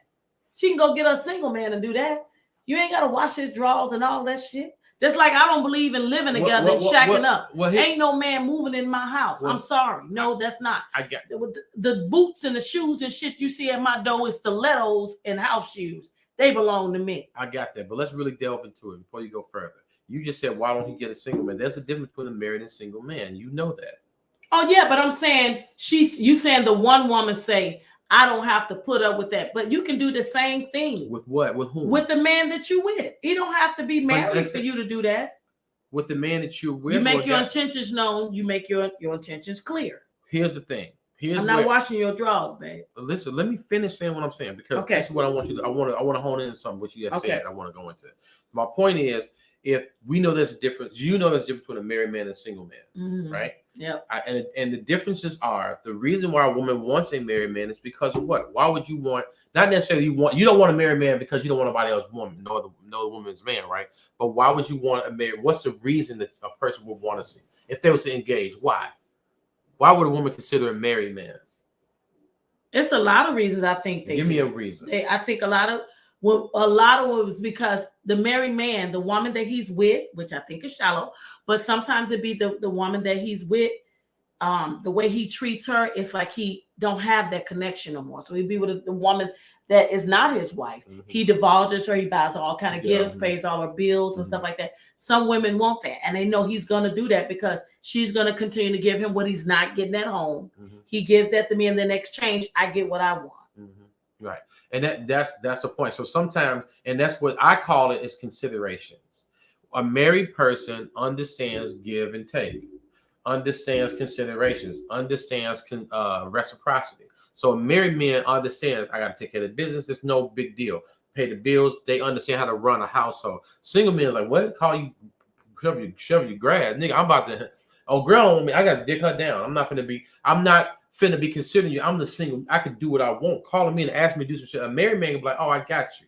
I'm in mode of handling business. So a person that says I want a guy that's married, it's like he gonna give me the consideration, like you were saying, the little gifts, and then she's doing things. Obviously, he may not be getting over there or whatever. But also, she knows that he's on point with certain things, and he appreciates everything he does because it's a bonus. It's a beautiful thing. Well, single guy like, I ain't gotta appreciate you because I got 17 of y'all doing the same thing. I'm not gonna come over to help you pay a bill. I'm not escaping anything. My life is a motherfucking whatever. So that's why they would do it. So a person to say, understandably so, because I was told this and I've heard this and I lived this, where somebody's saying, you handle business and shit that I'm missing, and all I need is this, that, and the other handle. And then when you go home, you wash your drawers over there, you do this, you do that. But as far as I'm concerned, all I need is what you offer me. This single nigga don't understand how to consider me like you do because you married. But that's an isolated female, Ed. That's an isolated female, because that's like down in a single man that I know. So my experience is different than yours. I know a single man that's not married, and he do handle the business. He will come and take my trash out. He will come and shovel my snow and get it all out for me to drive in and out my driveway. If I need to go to the store or if I'm too sick, he'll go do all that. He's not married. Is he doing it for 3 or 4 other women though? I don't know. Okay, I don't know, but that's life though, because that married man got more than one woman too. So we can't base it on just because he married, he know how to be that type of man. A single man know how to be that type of man too. Oh yeah. He said, hell He's saying side chick, a woman can't get his time on a holiday, but that's only for the main wife. But my thing is, what I'm saying, at the end of the day, people get with people because what they want to get out of them that benefits them. Mm-hmm. So if that type of woman feel like she's never had a man to do that, and I can go get 17 other niggas and to do all that, what you doing, your ass is 100% disposable. You said people are not. They shouldn't be treated like that. I 100% agree with you. At the end of the day, but people do what they want to do because for me, you selfish as fuck. So it's about you. It ain't even about you. It ain't about you being married and what you do and this and that. That's why when they be saying, it's all about, what this person slept with this person, and she knew he had a husband, and she knew he had a wife. So this nigga gets unaccountable for now all of a sudden. It doesn't matter. You cannot blame that other woman for being with him, for whatever he speaks to, whatever he exudes in her to continue to be with him. Mm-hmm. At the end of the day, if I'm married and my man go and be with that other woman, yeah, I don't gotta like her. This now, I think it's different if that person is somebody you know and stuff like that. That's a different ball game. Mm-hmm. But if it's a woman I simply don't know, and I'm like, okay, but they always say, I want to know, does she know that he was married? Most of them know when he is married. Mm-hmm. That don't change the game. So at the end of the day, who you holding responsible? Her or him? I don't give a damn to me, that ain't even gonna factor. The factor is that, what's wrong with you, Ninja? What we got right here that you doing that in the first place? And why you couldn't sit down and talk to me and tell me that's what we finna do? Mm. So at the end of the day, my bond and my connect is with you. I don't know her, and nor do she a factor or she relevant. Damn. It's with you. Right. You know what I'm saying? So I that's the number one thing I don't like women to do. And that is to put the side chick or whatever you want to call them on Front Street and give them that power. You have no zero power.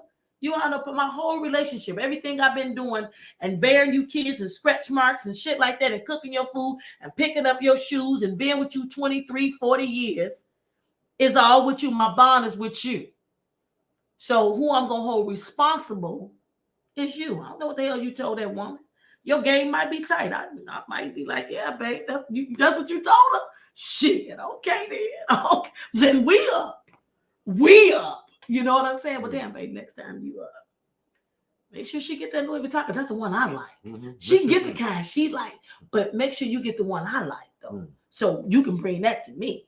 See what I'm saying? But I wouldn't be able to have that kind of choice with you if you still over there, messing off. See, that's the kind of truth and authentic that I would say that's 100% free. Now I'm free.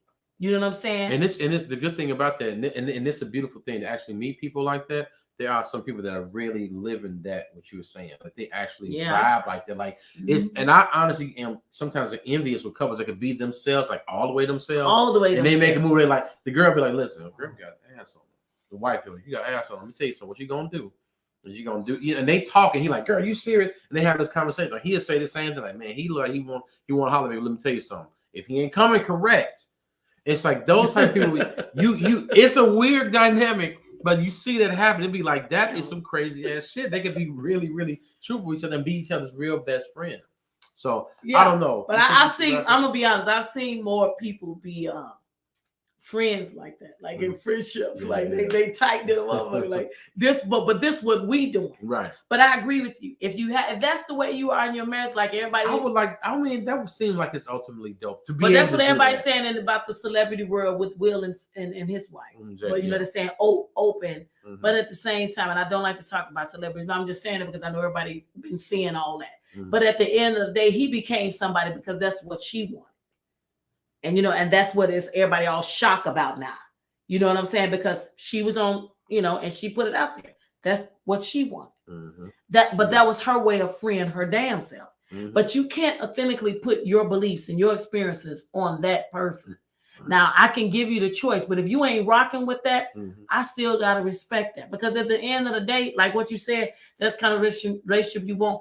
You can't create the kind of relationship you want. Now, you might have to go through some things, and you're like, I like this about this one, I like that about that one. That's when you said a poly world come in, y'all loving me. Mm-hmm. You know what I'm saying? And monogamous world, you lying. You know what I'm saying? You don't have to do all that. You can just 100% say, this is what I want. Mm-hmm. But most of the time, they're going to be OPP, though. They ain't sharing. They just say a man say, I ain't no other man finna be smashing my woman. Yeah, but you got a whole nother female. You can sleep with me, you can leave me, you can go be well. It's unfair for you to have options, and all I gotta do is just wait on your tired ass. So now she over there on her period and shit, and you want to be over here on me. And then when I'm on mine, you over there with her. Right. But I mean, that's how it can be. But in the poly world, no, we all just together, and it's okay, baby. You know what I'm saying? That's just how it is. But if that's your life, some men will say you the shit. Then some men say that's too much work. Yeah, it's both. That's a lot. And you say it is. It's a lot. It's a lot of But work. at the end of the day, you're being authentically you.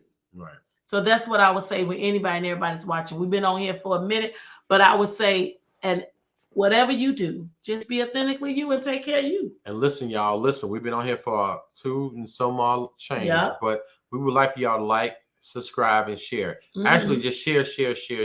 Please share our channels, our YouTube channel. We're on Instagram, we're on TikTok, and we got some TikTok videos coming out. We would like for you to share our program. We got so much content coming out there. Watch our other videos. We got some videos of some characters, and I want to know your opinions on it, because some of the characters are, I want to know your opinions on them, what you think about it, because it's important to us that we hear, that we build the feedback. That's why we're finna leave it open right now. For the last few minutes, we're gonna be on here.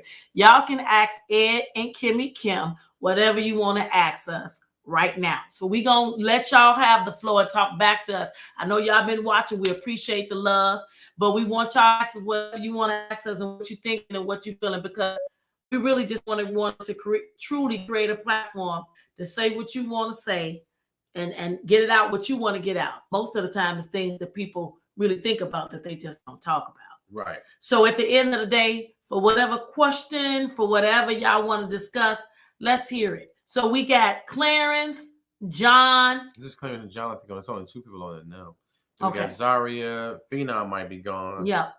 But any guys have so if you still on here, go ahead and send us a comment. But definitely go into our page, like and share it with your friends. For real. Share it on Facebook.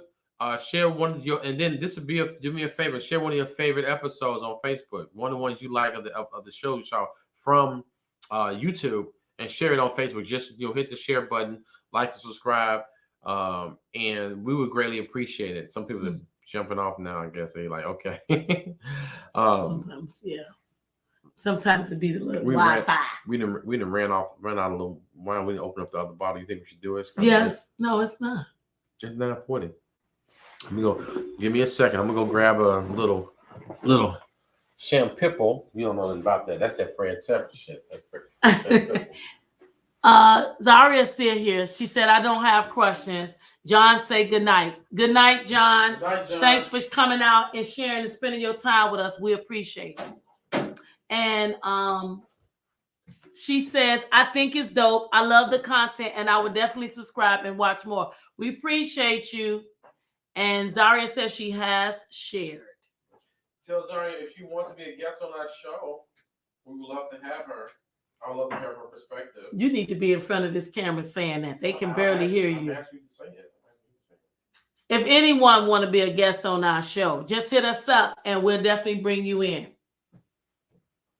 See, he's still over here. This the kind of stuff, we got to go through. You need to be in the camera. This sip and spill. Okay, we got to open up some low. We ain't done yet. No, we ain't nowhere near. Come on, and get yourself back in here and say bye to your people. John then said good night. He's gonna get with his wife. His lovely wife. He just got remarried. Okay, you just keep putting out people. Okay, we gotta get off this thing. We appreciate y'all. There ain't nothing wrong with that. Okay. I've already shared. Thank you. Zara's laughing at us. What we do now, Zara? Okay, so as we saying goodnight, it's 2 hours and 42. Yeah, let's go ahead and say it. Okay. This is a celebration for our second episode. Have a good night. Have a good night, people. She said laughing at you. Yeah, laughing at her crazy ass. Her ass is fucking knucking butts. Yeah.